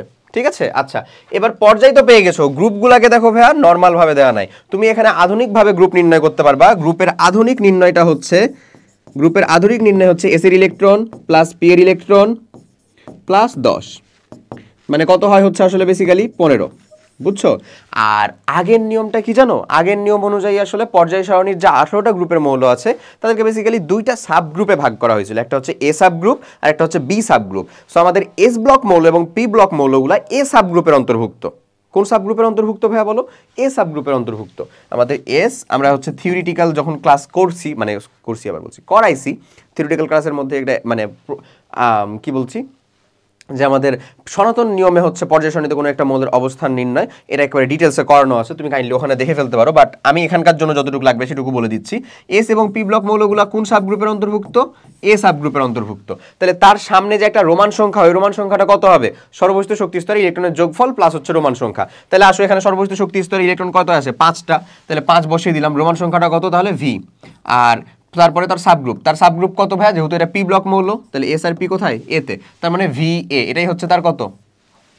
এটাই হচ্ছে তার গ্রুপ। তাহলে গ্রুপটা কোথায় হচ্ছে তাহলে দেখো তো ভাইয়া, অবভিয়াসলি আমাদের সঠিক উত্তরটা হয়ে যাচ্ছে সি। ক্লিয়ার? ওকে, একই শক্তি সম্পূর্ণ বিভিন্ন অরবিটালে ইলেকট্রনগুলো সর্বাধিক বিজোড় অবস্থায় থাকতে পারে, মানে সর্বাধিক অযুগ্ন অবস্থায় থাকতে পারে। এটা কে বলে গেছিলেন? আমাদের শ্রদ্ধেয় হুন্ড সাহেব, তাই না? তাহলে এটা হচ্ছে হুন্ডের সূত্র বেসিক্যালি। ওকে, সো পলির বর্জন নীতি, আহ্বান নীতি এবং হুন্ডের সূত্র বা হুন্ডের নীতি, এই তিনটাই তো আমাদেরকে পড়া লাগে আসলে। আচ্ছা, পর্যায় সারণীতে সম্প্রতি সংযুক্ত নতুন মৌলগুলোর পারমাণবিক সংখ্যা হলো, এটা আগে আসা একটা কোয়েশ্চেন, তারপরে ইম্পর্টেন্ট, এটা একটা মাথায় রাখবো। বিজোড় 113 থেকে শুরু, 113, 115, 117, 118, এই কয়টা? ঠিক আছে, তাহলে কত থেকে শুরু? 113, এই যে 113, 115, 117, এটাই মাথায় রাখবো যে বিজোড় সংখ্যা হবে 113 থেকে শুরু হবে, তাহলে বিজোড় 113 এমনি, আর তারপরে সবশেষে হচ্ছে 118, সেটা হচ্ছে ওজি, অগ্নেসিয়াম। ওকে, এই কয়টা। আচ্ছা, কোনটি আয়রন 2 Fe2+ এর ইলেকট্রনিক বিন্যাস? এফি, কোনো ব্যতিক্রম নিয়ম কি ঘটে? না, তাহলে ইলেকট্রন বিন্যাস করে ফেলো তো। এই যে আর্গন নিয়ে নাও, 1s2, 2s2, 2p6, 3s2, 3p6, 18 শেষ। তারপরে 4s2, 20, 3d কত থাকবে তাহলে ভাই? 6, তাহলে তো 26 হইল। 18, 20, 26, গুড। আয়রন 2+, Fe2+, কোথা থেকে ইলেকট্রন যাবে? তার মানে কয়টা থাকলো? 24টা। তাহলে আর্গন নিলা, 4s কি কিছু থাকলো আর নাকি দুটো ইলেকট্রন চলে গেছে? চলে গেছে। তাহলে আমাদের থাকলো হচ্ছে 3d6, 4s 0। তাহলে এটাই না? এটাই তার ইলেকট্রনিক কনফিগারেশন। সো এই ইলেকট্রনিক কনফিগারেশনটা কাজ কোথায় মিলে ভাই দেখো তো? আর্গন, তারপরে 3d6, 4s তার কিছু নাই। তাহলে আমাদের সঠিক উত্তর হচ্ছে এইটাই, বি। ক্লিয়ার?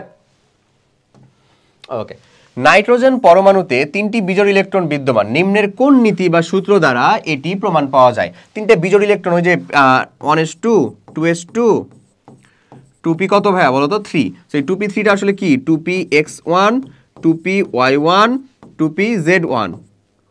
এটা এমন হইতে পারো যে 2px2 তারপরে 2py1, তাও তো 3টা হয়। ওরকম ভাবে কি হয়? না, সর্বাধিক অযুগ্ন অবস্থায় প্রথমত তারা থাকবে, এবং এটা কার সূত্র? এই যে মাত্রই পড়লাম, হুন্ড সাহেবের, ডি। আচ্ছা, অম্লীয় দ্রবণে H2S চালনা করলে কোনটি পদক্ষেপ পড়বে না? মাথায় রাখবা, অম্লীয় দ্রবণে H2S যারা মেইনলি দিতে চায় তারা হচ্ছে 2+ আয়নধারী গেলা। কারা? মেইনলি 2+ আয়নধারীগুলা। কারণ এই যে তাদের সালফাইডের কি পড়ে? পদক্ষেপ পড়ে। এটা হচ্ছে গ্রুপ বিকারক মনে রাখার টেকনিক। গ্রুপ বিকারক মনে রাখার টেকনিকের থেকে আসলে এটাকে মনে রাখার টেকনিকের থেকে এটা মনে রাখাটাই বেশি অ্যাপ্লিকেবল বা বেশি কার্যকর হয় ভাইয়া। তো গ্রুপ বিকারক মানে কি? গ্রুপ মানে আমরা যাদের যোজনী অনুযায়ী কিছু মৌলকে গ্রুপে ভাগ করি, যেমন দুই যোজনী আলা যারা ছিল তাদেরকে আমরা দুইটা এ আর বি দুইটা গ্রুপে ভাগ করি, এরকম গ্রুপ বিকারক আছে কিছু। হ্যাঁ, তো আমাদের এই যে অম্লীয় দ্রবণে H2S মানে HCl এর উপস্থিতিতে H2S যেন আমার সমায়ন প্রভাব ঘটে, এত কিছু বলে এখন মাথাটা নষ্ট করতে চাচ্ছি না আর কি, যেহেতু এটা সলভ ক্লাস লিটারেলি। তো মাথায় রাখবা 2+ গুলোর জন্য এটা বেশি অ্যাপ্লিকেবল। তাহলে 2+ গুলা তো অধক্ষেপ পড়বেই, 2+ গুলা যেহেতু বলছে অধক্ষেপ পড়বে না, সো 2+ এর জন্য এটা তো বেশি অ্যাপ্লিকেবল, তার তো অধক্ষেপ পড়বেই তাহলে বললাম। তাহলে এখানে একমাত্র 2+ যার অধক্ষেপ পড়ে না সে হচ্ছে কে আসলে Fe2+, এটাই মাথায় রাখতে হবে, এটাই একটা ব্যতিক্রম এই। ওকে, আচ্ছা পরেরটাতে যাই। গ্রুপ বি কারক আরও আছে, তখন আরও বেশি দেখাতে পারবো। নিচের কোন সালফেট লবণ পানিতে অদ্রবণীয়? মাথায় রাখতে হবে ভাইয়া, সালফেটদের ভিতরে কিছু মাত্র সালফেট হচ্ছে অদ্রবণীয়, যেমন তার ভিতরে একটা গুরুত্বপূর্ণ সালফেট হচ্ছে বেরিয়াম সালফেট, হ্যাঁ, স্ট্রনশিয়াম সালফেট, সিলভার সালফেট, এগুলা হচ্ছে পানিতে কি ভাইয়া বলো তো? অদ্রবণীয়। এই কয়জনকে একটু দেখে রাখো, এটা পানিতে কি একেবারেই দ্রবীভূত হয় না। আচ্ছা, আইসোটোনিক দ্রবণ হলো, এটা খুব গুরুত্বপূর্ণ একটা কোশ্চেন রে, তবে অনেক আগে আসছে আসলে। আইসোটোনিক দ্রবণ মানে হচ্ছে আমরা আইসোটোন চিনি। আইসোটোন কি? যে সকল মৌলের পারমাণবিক সংখ্যা এবং ভর সংখ্যা ভিন্ন বাট নিউট্রন সংখ্যা সমান, তাদেরকে আমরা আইসোটোন বলি। আচ্ছা, অথচ আইসোটোনিকটা কি? তার মানে এরকম আইসোটোন যারা তাদের নিয়ে যৌগ গঠিত যৌগ, আসলে না। আইসোটোনিকটা হচ্ছে ভাই একই দ্রবণ, যাদের একই অভিশ্রবণীয় চাপ, তাদেরকে কি বলি আমরা? আইসোটোনিক। একই অভিশ্রবণীয় চাপ, তাদেরকে কি বলবো আমরা? আইসোটোনিক যৌগ। আচ্ছা, রোগ নির্ণয়ে যে এমআরআই করা হয় মানে ম্যাগনেটিক রেজোন্যান্স ইমেজিং, এই যে প্রসেসটা করা হয়, তার মূলনীতির সাথে নিজের কোন বর্ণালী নীতিটি সাদৃশ্যপূর্ণ? আমরা জানি এটা কে সাদৃশ্যপূর্ণ আসলে? এনএমআর। কোথায় মারবো? এনএমআর। আমার একটা ফ্রেন্ড ছিল বলতে এখনো আছে আসলে, তো ও এখানে কে এনে তেনে এমনে, হ্যাঁ। তো যাই হোক, এটা তার হচ্ছে আঞ্চলিকতা। সো আমরা খুব এনজয় করতাম এটাকে, মজাই লাগতো আসলে, মানে জাস্ট অনলি খালি পচানোর জন্য না। অবভিয়াসলি আঞ্চলিকতা কোনো খুব সত্য কথা হচ্ছে, আঞ্চলিকতা কোনো আসলে লজ্জা পাওয়ার কিছু না। তবে আমরা তো একটা বিষয় বুঝি যে আসলে ধরো কোন জায়গাটা ফর্মাল, কোন জায়গাটা হচ্ছে ইনফর্মাল, ব্যাপারটা এরকম না। সো আমি যদি এখানে এসে রীতিমতন আঞ্চলিকভাবে কথা বলাই শুরু করি, তাহলে কিন্তু তোমার কাছে এটা একটু লেস অ্যাকসেপ্টেবল হবে, এটাই স্বাভাবিক ভাব, তাই না? বাট স্টিল কি আমার অঞ্চল থেকে উঠে আসার জন্য আমার কোনো আঞ্চলিকতা নাই? আছে। তো তুমি তোমার আঞ্চলিকতাটা ব্যবহার করো না রে ভাই, গর্বের সাথে ব্যবহার করো, সমস্যা নাই। বাট এটার খালি বৈধতা চেয়েও না যে এটা তুমি সব জায়গাতে ব্যবহার করবা, কি দরকার সব জায়গাতে ব্যবহার করা, তাই না? মানে আমরা তো আমাদের আলাদা আলাদা সময়ের জন্য আলাদা আলাদা ড্রেস ঠিক করে রাখতে পারছি, তাহলে আলাদা আলাদা কি বলে ভাষা ব্যবহার করলে সমস্যা কি আসলে? আচ্ছা, যাই হোক, মানে নাহলে তো ঢালাওভাবে সবার সাথে তুমি একই রকম ব্যবহার করছো, এরকমই চলে যাবে। যাকে কথার ভিতরে মানে ক্লাসের ভিতরে ওগুলো ঢুকাতে চাইবো না। তো ওখানে ওর কাছ থেকেই আসলে শোনা, আমাদেরকে পড়তে হয় ধরো এনএমআর এর মাধ্যমে একটা মৌলের মানে তার গাঠনিক সংকেত কেমন হবে সেটা পর্যন্ত নির্ণয় করা যায়। হ্যাঁ, এটা ভার্সিটিতে ওইসব পড়ে আসলে পাবা, মজাদার। তো যাই হোক, ওখানে আমরা বলতাম কোথায় মারবো, ও রিপ্লাই করতো এনএমআর। তো ওই এনএমআরটা কি আসলে? Nuclear magnetic resonance. Okay, NMR clear? আচ্ছা, নিচের কোনটি দ্বারা অ্যামোনিয়া গ্যাস শুকানো হয়? গুরুত্বপূর্ণ একটা কোশ্চেন ভাইয়া, 19-20 আসছে, বাট লিটারালি গুরুত্বপূর্ণ একটা কোশ্চেন, ট্রিকি একটা কোশ্চেন। কেন ট্রিকি জানো? কারণ হচ্ছে দেখো, এটা গ্যাস শুকাবো আমি, এটা গ্যাস শুকাবো আমি, আমি হচ্ছে যে এটাকে নিউট্রাল করব বা এটাকে আমরা শেষ করে দিব এমন কিছু না, কিন্তু জাস্ট তাকে কি করতে হবে? শুকাতে হবে। তো এটা আসলে কে করে জানো ভাইয়া? একমাত্র এখানকার ভিতরে ক্যালসিয়াম অক্সাইড। এবং এটা উত্তর একটা ট্রিকি উত্তর। কেমনে ট্রিকি উত্তর? বাকি যারা তিনজন আছে, ক্যালসিয়াম ক্লোরাইড নিউট্রাল যৌগ, সালফিউরিক অ্যাসিড P2O5 মানে ফসফরাস পেন্টাঅক্সাইড, এরা যারাই আছে আসলে তারাই হচ্ছে অম্লীয় প্রকৃতির। এরা দুজন তো অম্লীয় বুঝছো, এরা তো হচ্ছে নিউট্রাল টাইপের একটা লবণ। তো এটা কি অ্যামোনিয়া গ্যাস কি নিউট্রাল নাকি লবণ, মানে সরি লবণ মানেই তো নিউট্রাল নাকি হচ্ছে অম্লীয় নাকি হচ্ছে ক্ষারীয়? অবশ্যই। তাহলে ক্ষারীয় দ্বারাই যদি আমি শুষ্ক করি কেবলমাত্র, তাহলে সেখানে কি কোনো প্রকার রাসায়নিক বিক্রিয়া সংঘটিত হবে না, আমরা আরামসে সেটাকে কি করতে পারবো? শুকনা করতে পারবো। বুঝতে পারা গেছে? তো এইখানে এটার জন্য একমাত্র মানে রিলেভেন্ট উত্তরই হচ্ছে ক্যালসিয়াম অক্সাইড, আর কিছু না। ঠিক আছে, বাদ বাকি দিয়ে যদি তুমি সালফিউরিক অ্যাসিড দাও বা ফসফরাস পেন্টাঅক্সাইড দাও, তাহলে কিন্তু এখানে সে কার সাথে? এই অ্যামোনিয়ার সাথে বিক্রিয়া করবে, কজ এগুলো হচ্ছে আমাদের অম্লীয়, এ হচ্ছে কি ক্ষারীয়, সে লবণ পানি উত্তর মানে বের করে দিবে। আর এইটা কি ছিল আমাদের? ক্যালসিয়াম ক্লোরাইড, সে নিউট্রাল, সে কোনোভাবেই মানে কোনো কাজে অংশগ্রহণ করবে না আসলে, শুকানোর কাজেও না, আদার্স কাজেও না। ওকে, আচ্ছা, কোন অ্যাসিডটি শিখা পরীক্ষার জন্য আমরা ব্যবহার করি? শিখা পরীক্ষা মানে কি? Flame test. তো ফ্লেম টেস্টের যে প্রসেসটা ছিল, সেই বাচ্চাকালে যখন পড়ছো বা হচ্ছে কলেজ ল্যাবে প্র্যাকটিক্যালের সময় এটা ফ্লেম টেস্ট করানোও হয়। তো ফ্লেম টেস্ট করার ক্ষেত্রে প্রথম যে কাজটা ছিল, প্লাটিনামের একটা সূক্ষ্ম তার, এই সূক্ষ্ম তারের মধ্যে তুমি যে লবণটা নিয়েছো, যার শিখাটা তুমি পরীক্ষা করবা কালারটা দেখে, তার আগেই কিন্তু সেটাকে একটা তরলের মধ্যে কি করতে হতো বলো তো, নিউট্রালাইজ করে নিতে হতো বা চুবানো হইতো খুবই অল্প সময়ের জন্য। ওটা আসলে কি ছিল? পানি না, কি ছিল বলো তো? কনসেন্ট্রেটেড HCl, কনসেন্ট্রেটেড, এমনেও না, ঠিক আছে, একেবারে কনসেন্ট্রেটেড হাইড্রোক্লোরিক অ্যাসিড। সো এটাকে ব্যবহার করা হতো কারণ এটা খুব সহজে এবং খুব তীব্র একটা অ্যাসিড, এবং খুব সহজে তোমার ওইখানে মানে হচ্ছে যে তোমার ওই যে মানে সরু যে সূক্ষ্ম যে তার আছে প্ল্যাটিনাম, ওই প্ল্যাটিনাম তারের মধ্যে যদি আদার্স অন্য কোনো এলিমেন্ট যুক্ত থাকতো তাহলে সেটা এই HCl এর সাথে বিক্রিয়া করে নিউট্রাল হয়ে যেত, ওটা চলে যেত, ওটা যেটে তুমি যখন হচ্ছে যে শুধুমাত্র একটা ধাতু নিতে তখন সেটাই থাকতো।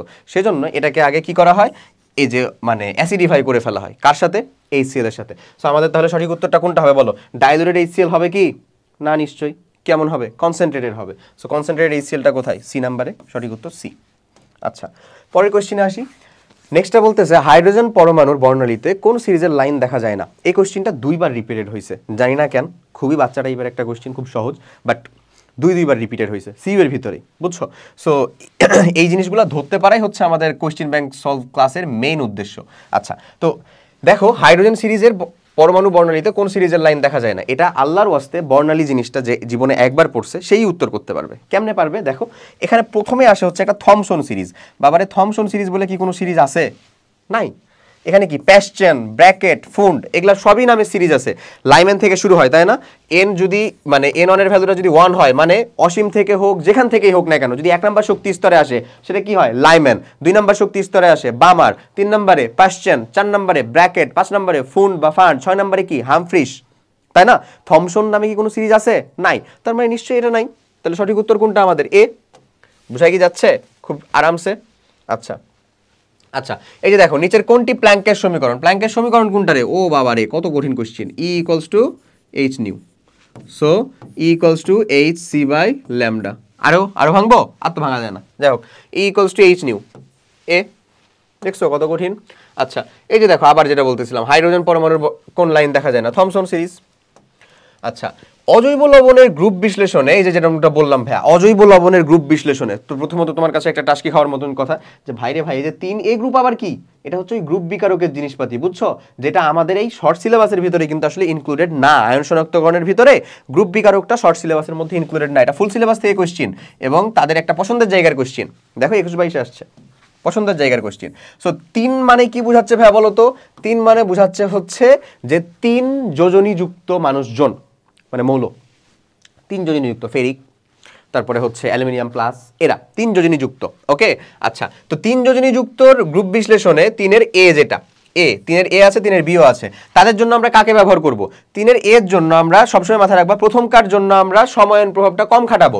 সমায়ন প্রভাব কম খাটানোর জন্য আমরা সেখানে হচ্ছে সিম্পল অ্যামোনিয়াম হাইড্রোক্সাইড প্লাস হচ্ছে অ্যামোনিয়াম ক্লোরাইড, এই দুজনকে ব্যবহার করব। এখানেও যে হবে না এমন না, হবে। এবং ফেরিক হাইড্রোক্সাইড, অ্যালুমিনিয়াম হাইড্রোক্সাইড, এদের কি পড়বে? অধক্ষেপ পড়বে। আর 3-এর বি যদি হইতো তাহলে সমায়ন প্রভাবটা বেশি খাটাবো, সেখানে এটুকুর সাথে আরেকটু বেশি যোগ করতে হয়, ammonium hydroxide plus ammonium chloride plus হচ্ছে H2S, এদেরকে যোগ করতে হয়, এমনি যোগ করতে হইতো, বুঝছো? বাট আমাদের তো এ চাইছে, এটা কোনটা? এটা। তাহলে এ সঠিক উত্তর জন্য আমাদের এখানকার সঠিক উত্তর হচ্ছে বি। ক্লিয়ার ভাইয়া? পারা যাবে না? আশা করি পারা যাবে। চলো পরেরটা দেখি। দ্রবণে কপার আয়ন পরীক্ষার জন্য ব্যবহৃত হয় নিচের কোনটি? কপার শনাক্তকরণ, ওরে বাবা 21-22 ভাই মাথায় রেখো, কিন্তু আয়ন শনাক্তকরণ জায়গাটা অনেক পছন্দ হওয়া শুরু করছে। কপার, সো কপার বা অবস্থান্তর মৌলগুলোকে শনাক্তকরণের জন্য আমরা কিছু জাতীয় বিকারক ব্যবহার করি, জাতির বিকারক যাকে বলে রীতিমতন, সেটা হচ্ছে আমাদের ওই যে পটাশিয়াম হেক্সাফেরিসায়ানাইড, হেক্সাফেরোসায়ানাইড, বাট সঠিক উত্তর ওখানে একটাও নাই। আছে আলহামদুলিল্লাহ? নাই। ওকে, তো ফেরিং সলিউশন, এরকমটা কি সঠিক উত্তর হবে? ফেলিং সলিউশন না। কেন ফেলিং সলিউশনটা সঠিক উত্তর হবে না বলো দেখি? কারণ ফেলিং দ্রবণের জন্য কপার কিন্তু ফেলিং দ্রবণেরই একটা অংশ। ফেলিং দ্রবণের ভিতরে কপার থাকে, কপার হাইড্রোক্সাইড প্লাস সোডিয়াম হাইড্রোক্সাইডের অতিরিক্ত জলীয় দ্রবণকে বলা হয় কি? ফেলিং দ্রবণ, অথবা অ্যামোনিয়াযুক্ত কপার হাইড্রোক্সাইড, ক্ষারীয় কপার হাইড্রোক্সাইড, সেটাকে আমরা কি বলতে পারি? ফেলিং দ্রবণ। ওকে, সো তাহলে কপার দিয়ে কি কপারকে শনাক্ত করব? নিশ্চয়ই না, তাহলে ওটা বাদ আগে। বেরিলিয়াম ক্লোরাইড, নিশ্চয়ই না। বেরিলিয়াম ক্লোরাইড কাকে আমরা শনাক্তকরণের জন্য ব্যবহার করতে পারি বলো তো? মেইনলি অ্যানায়নকে, হ্যাঁ, sulphate, beryllium sulphate, beryllium carbonate, এদেরকে শনাক্তকরণের জন্য। আচ্ছা, সালফেট কার্বনেটকে। সিলভার নাইট্রাইট, এটা হচ্ছে ক্লোরিন শনাক্তকরণের জন্য। তাহলে একমাত্র বেঁচে থাকে আসলে অ্যামোনিয়াম হাইড্রোক্সাইড, এবং সত্য কথা হচ্ছে এটাই, এও একটা জাতির বিকারক। কে? Ammonium hydroxide. এও আমার অবস্থান্তর অনেক মৌলের সাথেই বিক্রিয়া করে। এরকম ভাবেই আসলে কাকে মনে রাখতে হয়, এই যে আয়ন শনাক্তকরণের প্রসেসটাকে মনে রাখতে হয়। ঠিক আছে, এমন। তাহলে এখানে সঠিক উত্তর একমাত্র হওয়ার জন্য দাবি রাখে কে? অ্যামোনিয়াম হাইড্রোক্সাইড, এবং এটাই সঠিক উত্তর। আচ্ছা, 0.3 মোলার HCl এর উপস্থিতিতে H2S গ্যাস প্রবাহিত করলে কোন আয়নটি অধক্ষেপ দিবে? যদিও কোশ্চেনটা আগের, এটা ওই গ্রুপ বিকারক থেকেই। এই যে 0.3 মোলার আসলে কি বুঝাইছে ভাই বলতো? লঘু HCl বুঝাইছে। এটা আসলে বেসিক্যালি লঘু HCl বুঝাইছে, একটু ট্রিক খেলছে তারা, প্লাস H2S। তার মানে এখানে কি সময়ন প্রভাব দিয়ে বলতেছে। তো সময়ন প্রভাব দিয়ে, সময়ন প্রভাবের মাধ্যমেও অধক্ষেপ ফেলে দিবে, এরকম মানুষজন আসলে কারা জানো? এরকম মানুষজন হচ্ছে তারাই যাদের দ্রাব্যতার গুণফলের মানটা খুবই কম, মানে যাদের দ্রবীভূত হওয়ার সম্ভাবনা অনেক কম থাকবে। সো এখানকার ভিতরে এই যে এই চেহারাগুলো দেখো, এই চেহারাগুলোর ভিতরে একমাত্র দ্রবীভূত কম হবে কে বলতো? এই যে Sn2+। তার মানে সঠিক উত্তর কিন্তু এখন এটাই, Sn2+ই। এগুলা দেখো দ্বিতীয় গ্রুপের মৌল, এরা তো অবশ্যই ধাতব ধর্ম বেশি, তারা তো এমনি দ্রবীভূত হবে। জিঙ্কও কি আমাদের দ্বিতীয় গ্রুপের মৌল বলতেছি না, কিন্তু তাও তো এটা আমাদের ডি ব্লক মৌল। ডি ব্লকের মৌলের ধাতব ধর্ম কিন্তু আমাদের পি ব্লক মৌলের থেকে বেশি। এখানে পি ব্লক মৌলকে একমাত্র Sn। ক্লিয়ার? এভাবে আমরা এটাকে ট্রিক খাটায়ে উত্তর বের করতে পারি। আচ্ছা, এরপরে দেখো শিখা পরীক্ষায় ব্যবহৃত হয় কোন অ্যাসিড? জানি আমরা HCl, এটা আমরা চোখ বন্ধ করে দিতে পারবো।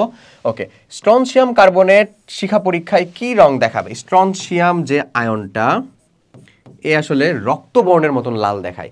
ক্যালসিয়াম যে আয়নটা, সেটা কার মতন দেখায় বলতো? ইটের মতো লাল, ইটের মতো লাল। আর এটা হচ্ছে কি? রক্তবর্ণ মতো লাল, এমন। এটা হচ্ছে রক্তবর্ণের মতো লাল, আর এটা হচ্ছে সূর্যাস্তের মতো লাল বা হচ্ছে রক্তবর্ণের মতো লাল, একই কথা। ওকে, একই, আর তো কোনো অপশনই নাই রে। আর ক্যালসিয়ামটা কেমন? ইটের মতো লাল। পটাশিয়ামটা কেমন বলো তো? পটাশিয়াম কি? কে না? কে দিয়ে পটাশিয়াম টু পার্পল। পার্পল মানে কি? বেগুনি।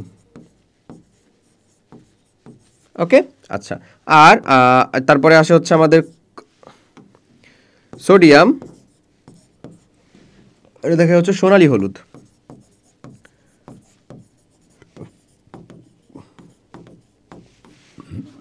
সোনালী হলুদ। ওকে, আচ্ছা। আর একটা দেখে রাখতে হয় মেইনলি, সেটা হচ্ছে আমাদের বেরিয়াম, সেটা হচ্ছে অ্যাপেল গ্রিন। এই কয়টা জেনে রাখলেই হয়, মেলা অনেক হইল। ওকে, এর বাইরে আসে না নর্মালি। আচ্ছা, যে কোনো ক্রোমাটোগ্রাফিতে কোনো যৌগের আর এর মান নিচের কোনটির থেকে বেশি হইতে পারে না। আর এর মানটা কি? আচ্ছা, আর এর মানটা হচ্ছে ভাই রিটেনশন ফ্যাক্টর। কি নাম বলো তো? আর এটা হচ্ছে রিটেনশন ফ্যাক্টর।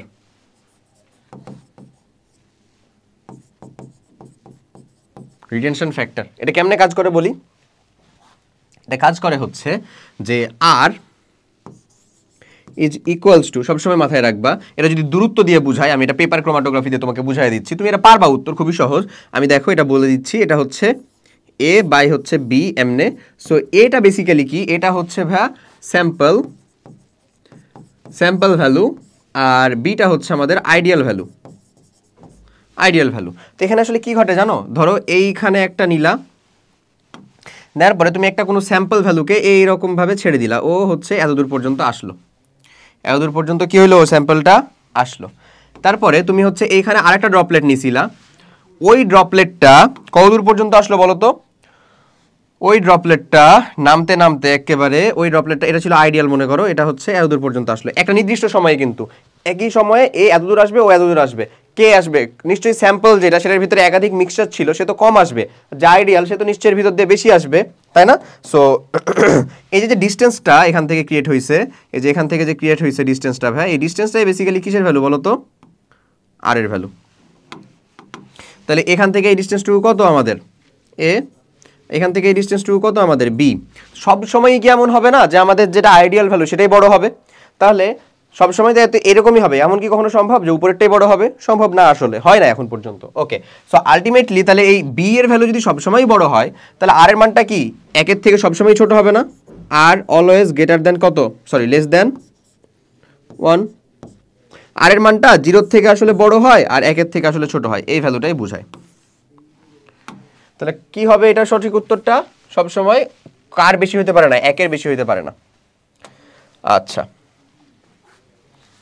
ওকে, চলো পরেরটার দিকে যাই। নেক্সট কোশ্চেনটা বলতেছে কাছাকাছি স্ফুটনাঙ্কে 2 বা ততোধিক তরলের মিশ্রণ। তরলের মিশ্রণকে যদি আমরা আলাদা করতে চাই তখন আমরা পাতন, আংশিক পাতন এগুলো নিশ্চয়ই করি। এবং যদি দেখা যায় যে যে দুইটা মানে তরলকে নিয়ে আমরা কাজ করছি বা ডিল করছি, তাদের যদি স্ফুটনাঙ্কের ভ্যালুটা আমাদের 40 ডিগ্রি সেলসিয়াস ডিফারেন্সের বেশি হয় তখন তাদেরকে পাতন দিয়ে কাজ করতে পারবো। আর যদি দেখা যায় যে 40 ডিগ্রি সেলসিয়াসের ভিতরেই অথবা 40 ডিগ্রি সেলসিয়াসের থেকে কম তাদের স্ফুটনাঙ্কের দুইজনের ভ্যালু, হ্যাঁ 40 ডিগ্রি সেলসিয়াসের পার্থক্যটা 40 ডিগ্রি সেলসিয়াসের কম, তখন তাদেরকে আমার কাজ করতে হবে কি দিয়ে আসলে বলো তো? তখন আংশিক পাতনে যেতে হবে, শুধু পাতন দিয়ে হবে না। কি করতে হবে তখন? আংশিক পাতন। তো এটা কাছাকাছি স্ফুটনাঙ্ক, তার মানে নিশ্চয়ই শুধু পাতনের কথা বলতেছে না, আংশিক পাতন। কোথায় সেটা? ফ্র্যাকশনাল পাতন কি ছিল রে? পাতন, আংশিক পাতন, দ্রাবক ডিস্টিলেশন, হ্যাঁ এরকমই কিছু একটা। ডিস্টিলেশন মানে তো বোধহয় কেলাসন। আচ্ছা যাই হোক, কোনো কিছু একটা, ওটা মনে করে নিও, ভুলে গেছি আমি এখন আপাতত। এই যে দেখো এগেন এটা কত হবে? আংশিক পাতন হবে, স্লাইডটা রিপিট হয়েছে। আচ্ছা যাই হোক, দেখো লিবিগ মেথডে নিচের কোনটি শনাক্তকরণে ব্যবহার করা হয়? মেইনলি এখানে কার্বনের পরিমাণটাকে শনাক্তকরণ করা হয়, কার্বন এবং হাইড্রোজেনের পরিমাণটাকে। কথা কি ক্লিয়ার? কার পরিমাণটাকে বলো? কার্বন এবং হাইড্রোজেন। এটা কিন্তু ঠিক করে নিও ভাই, এটা প্রবাবলি তোমাদের ওখানে ভুল দেওয়া আছে। কার্বন এবং হাইড্রোজেনের পরিমাণকে লিবিগ মেথডের মাধ্যমে, এটা কোনো একটা জৈব রসায়নের ভিতরে কার্বন এবং হাইড্রোজেন কতটুকু পরিমাণে আছে সেটা ডিটারমিন করার জন্য ব্যবহার করা হয়। কথা বোঝাই গেছে? আচ্ছা চলো আমাদের দ্বিতীয় অধ্যায়ের একের ভেরি লাস্ট কোয়েশ্চেন। দেখো নিচের কোনটি প্ল্যাঙ্কের সমীকরণ? করে ফেলছি না, ইকুয়ালস টু এইচ নিউ, এটা তো প্ল্যাঙ্কের সমীকরণ, শেষ। ওকে, সো অ্যাজ আমরা বলছিলাম যে এখানে হচ্ছে আমরা আসলে আমাদের প্রথম অধ্যায়, যেহেতু আমাদের মানে কি, যেহেতু আমাদের এই চট্টগ্রাম ইউনিভার্সিটির ভর্তি পরীক্ষাটা সম্পূর্ণ সিলেবাসে হবে, তাই আমরা আমাদের প্রথম অধ্যায় কমপ্লিট করছি অলরেডি, এখানে দ্বিতীয় অধ্যায় কমপ্লিট করলাম এবং এর সাথে ম্যাথ যায় এরকম আমরা 5 নাম্বার যে অধ্যায় আছে আমাদের কর্মমুখী রসায়ন, সেটাও এখানে কমপ্লিট করে ফেলবো এই লেকচারের ভিতরে। আবার এইটারই মানে রসায়নের যখন আবার সেকেন্ড লেকচারটাতে তুমি যাবা, C2 লেকচারের ভিতরে যাবা, তখন ইনশাল্লাহ তুমি এই ফার্স্ট পেপারেরই 3 নাম্বার চ্যাপ্টার মানে মৌলের পর্যাবৃত্ত ধর্ম এবং রাসায়নিক বন্ধন এবং 4 নাম্বার চ্যাপ্টার মানে রাসায়নিক পরিবর্তন দুইটাকে পেয়ে যাবা। ঠিক আছে, তো চলো আমরা তাহলে শুরু করি হচ্ছে আমাদের কর্মমুখী রসায়ন। বুঝা গেছে না? আবার বলবো না ভাই 2 নাম্বারের পরে 5 নাম্বার কেন, হ্যাঁ এই কারণেই যেন এটা মানে ম্যাচটা হয় আর কি। ওকে চলো আমরা আল্লাহর নাম নিয়ে শুরু করি। প্রথমত ফুল সিলেবাসের যেহেতু জিনিসপাতি একটু ভালো করে পড়তে হবে, হ্যাঁ অর্থনৈতিক রসায়নে কিন্তু আরও গুরুত্বপূর্ণ জিনিসপত্র আছে, যদিও কর্মমুখীটা কম না। আসো দেখি কি বলে। টাইরোসিন হচ্ছে একটা কি? Amino acid. Amino acid. আচ্ছা নর্মালি যদি এটা এনজাইম হয় তাহলে টাইরোসিনেজ, সেলুলেজ, তারপরে হচ্ছে ডায়াস্টেজ, মল্টেজ, এরকম টাইপের এজ, এরকম টাইপের নাম হয়। মানে কি টাইরোসিন, টাইরোসিন, গ্লাইসিন, অ্যানিলিন, এরকম টাইপের টাইরোসিন। এটা এটা কি আসলে একটা অ্যামিনো অ্যাসিড। সঠিক উত্তর কোনটা বলো? Amino acid. আচ্ছা নাইট্রোজেন থেকে কোন সার প্রস্তুত করা যায়? আমার তোমার পছন্দের সার ইউরিয়া, তাই না? সরি ভাই একটু ঠান্ডা লেগে গেছে আসলে। সো দেখো এটাও কিন্তু আমাদের রিসেন্ট ইয়ারে আসা কোয়েশ্চেনই রে ভাইয়া। নাইট্রোজেন থেকে কোন সারটা প্রস্তুত করা যায়? ইউরিয়া। সেটা আসলে কি ছিল? এই যে H2N2CO, নিশ্চয়ই আমরা জানি, খুবই গুরুত্বপূর্ণ। গুরুত্বপূর্ণ না? অবভিয়াসলি গুরুত্বপূর্ণ।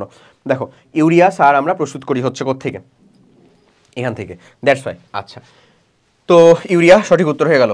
টিএসপিটা কি? Triple super phosphate. Triple super ফসফেটে বোঝা যাচ্ছে যে ফসফেট আছে মেইনলি। তারপরে এছাড়াও অ্যামোনিয়াম সালফেট আছে, এই সারও প্রস্তুত করা হয় নাইট্রোজেন থেকে, অ্যামোনিয়াম সালফেট। নাইট্রোজেনের উপস্থিত থাকা লাগবে এবং এগুলা কিন্তু আসলে মাটির পিএইচটা কমাতে ব্যবহৃত হয়। মাটির পিএইচটা কি করে তারা? কমায়, মানে অম্লীয় করে আসলে, অম্লীয় করে। এরই একটা চাচাতো ভাই আছে, কাকে কে বলো তো? এই যে নিশ্চয়ই বুঝছো, ক্যালসিয়াম সালফেট ইন্টু 2 অণু পানি। কে এটা ভাই বলো তো? এই সারের নাম কি? খুবই ব্যবহৃত হয়, বিশেষ করে আমরা যারা রুরাল ফ্যামিলি থেকে উঠে আসছি তারা বোধহয় ভালো মতন বুঝতে পারবো। এটা কি? এটা হচ্ছে ক্যালসিয়াম সালফেট জিপসাম। জিপসাম অহরহ ব্যবহৃত হয়। ওকে চলো পরেরটা দেখি। ফরমালিন নিচের কোনটি জলীয় দ্রবণ? ফরমালিন HCHO, এই জিনিসটাই যে খালি কত মানুষ যে উল্টায় পাল্টায় পেঁচায় দেয় রে। 60%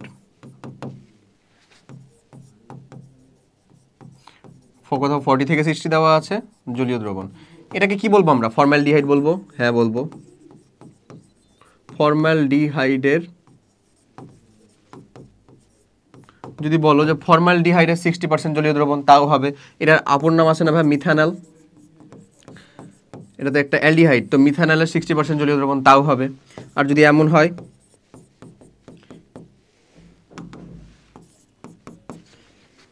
এর 6 to 10% জলীয় দ্রবণ, অ্যাকুয়াস সলিউশন,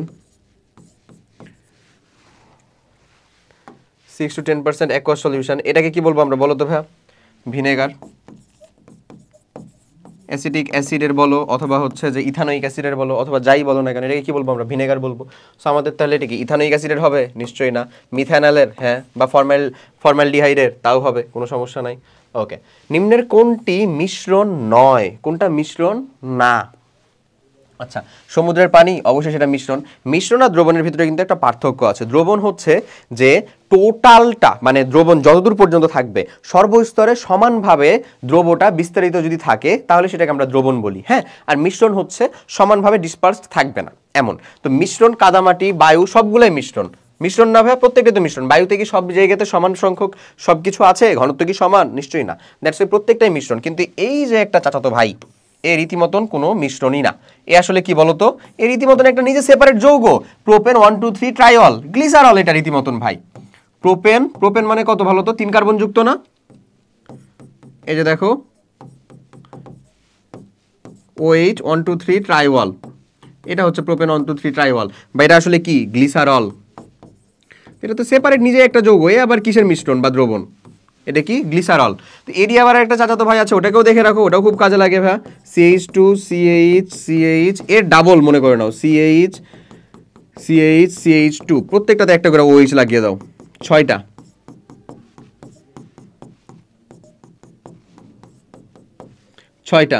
এ কি জানো ভাইয়া? এ হচ্ছে সরবিটল। কি নামের? সরবিটল। Sorbitol, sorbitol. আচ্ছা, সো সরবিটল মানে আসলে এর কাজটা কি? এর কাজ হচ্ছে ময়শ্চারাইজার হিসেবে কাজ করে। সে ময়শ্চারাইজিং পাওয়ার থাকে এর, হ্যাঁ। এটা কিন্তু যে কোনো ময়শ্চারাইজারের ভিতরে থাকবেই সরবিটল। ওকে, চলো পরের কোশ্চেনের দিকে যাই। দুধ হচ্ছে একটা কি? ইমালশন। ইমালশন, ইমালশন মানে কি আসলে? ইমালশন মানে হচ্ছে যদি একটা ফেজের মধ্যে, মানে একটা বিস্তর মাধ্যমের মধ্যে কোনো একটা বিস্তর কণা বা অন্য আরেকটা মানে কোনো দ্রব বিস্তরিত থাকে, এবং এই ইমালশনের ক্ষেত্রে যে কণার আকার, সে কণার আকারটা আসলে 10 থেকে 10,000 অ্যাংস্ট্রম, 10 থেকে 1000 অ্যাংস্ট্রমের ভিতরে হয়। এই যে নির্দিষ্ট একটা আকার কণার থাকে, সেটাকেই বলি হচ্ছে আমরা বেসিক্যালি ইমালশন। এবং ইমালশনটা স্থির থাকে কোনো একজনের কারণে, তাকে বলি আমরা ইমালসিফায়ার। এটা কিন্তু কোনো দ্রবণ না, এটা সেপারেট আরেকটা ডিফারেন্ট জিনিস। কি সেটা? ইমালশন। ওকে, আচ্ছা। সো এই ইমালশনের কথা যেন বলতেছিলাম, দুধ হচ্ছে বেসিক্যালি, দুধ হচ্ছে ভাইয়া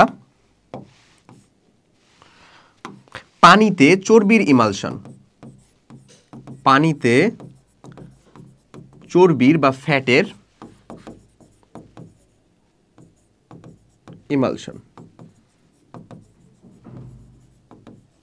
ওকে, আর যদি আমি উল্টাই, দুধ থেকে আমরা কি পাই? পনির বা মাখন পাই না? মাখন, মাখন মেনলি কি জানো ভাই? এটারই উল্টা, লিটারেলি এটারই উল্টা। উল্টা মানে কি? চর্বি বা ফ্যাটে, চর্বিতে, চর্বিতে পানির ইমালশন। এই ইনফরমেশনগুলো একটু নিয়ে রেখো, হ্যাঁ, তাহলে খুব উপকার হবে। ঠিক আছে, আচ্ছা, তাহলে দুধ বেসিক্যালি কি? একটা ইমালশন। ওকে, ভিনেগার সম্পর্কে নিচের কোন তথ্যটি সত্য নয়? চলো দেখে ফেলি। ইথানোয়িক অ্যাসিডের 6 থেকে 10% জলীয় দ্রবণী ভিনেগার, সঠিক। কোনটা নয় এটা বের করতে হবে। আচ্ছা, খাবার ও দেহের পিএইচ এর সমতা বজায় রাখে, সঠিক। খাবারের ব্যাকটেরিয়া ধ্বংসের জন্য যথেষ্ট, হ্যাঁ সঠিক, এটা তো প্রিজারভেটিভ হিসেবে কাজ করে আমরা জানি। খাদ্য প্রক্রিয়াজাতকরণের জন্য বাষ্পায়িত হয় না, এই কি বললো? বাষ্পায়িত হয় না কেন? বাষ্পায়িত তো হয়।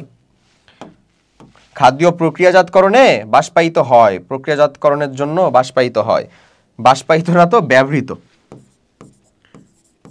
খাদ্য প্রক্রিয়াজাতকরণের জন্য ব্যবহৃত হয় না, এটা ছিল কথাটা। হ্যাঁ, তো বলো তো ব্যবহৃত হয় না? অবশ্যই তো ব্যবহৃত হয়, তার মানে এটাই তো সত্য নয়। তাহলে সঠিক উত্তর আমরা কিন্তু পেয়ে গেছি ডিতে আমরা সঠিক উত্তর অলরেডি খুঁজে পেয়ে গেছি।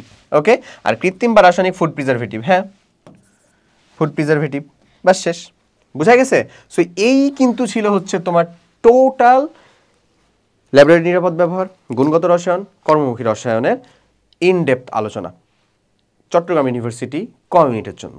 ঠিক আছে, সো যাই হোক, পুরো ক্লাসটা যদি সম্পূর্ণ দেখে থাকো, হোপসো উপকার পেয়েছো, এবং ইনশাল্লাহ সেই অনুযায়ী যদি আমল করতে পারো ভাইয়া, তাহলে ওই যে বললাম আমাদের এই শাটল তোমাকে চট্টগ্রাম ইউনিভার্সিটিতে পৌঁছানোর দায়িত্ব সম্পূর্ণ রূপে নিতে পারবে ইনশাল্লাহ। ঠিক আছে, তো সবাই অনেক ভালো থাকো, সুস্থ থাকো, এবং কোশ্চিন অ্যানালাইসিস করে পড়তে থাকো, এতটুকুই বলবো। তুমি আমার এই ক্লাস দেখতেছো, এটা ডেমো আকারে আছে, তুমি এখানে এনরোল করো না করো, আমি চাই তুমি অবশ্যই করো। হ্যাঁ, তুমি এনরোল করলেই আমার হচ্ছে লাভ হবে। বাট যাই হোক, তুমি তোমার পাবলিক ইউনিভার্সিটিতে সিটটা নিশ্চিত করার জন্য অবশ্যই যে কাজটা করবা, কোশ্চেন অ্যানালাইসিসটাকে ছেড়ো না। কোশ্চেন অ্যানালাইসিসটার দায়িত্ব যদি আমাদেরকে দিয়ে দাও, তাহলে আমি তোমাদেরকে এই ক্লাসটা অফার করতেছি। যদি তুমি নিজেই দায়িত্ব নিয়ে পড়তে পারো, very good, you are very welcome. তখনও তুমি তোমার সাথে আমার এরকমই একটা রিলেশন বজায় থাকবে। সবাই ভালো থাকো, সুস্থ থাকো, সুস্থ থেকে পড়াশোনা করতে থাকো, পরিশ্রম করতে থাকো, ইনশাল্লাহ দেখা হবে বিজয়। আল্লাহ হাফেজ, আসসালামু আলাইকুম।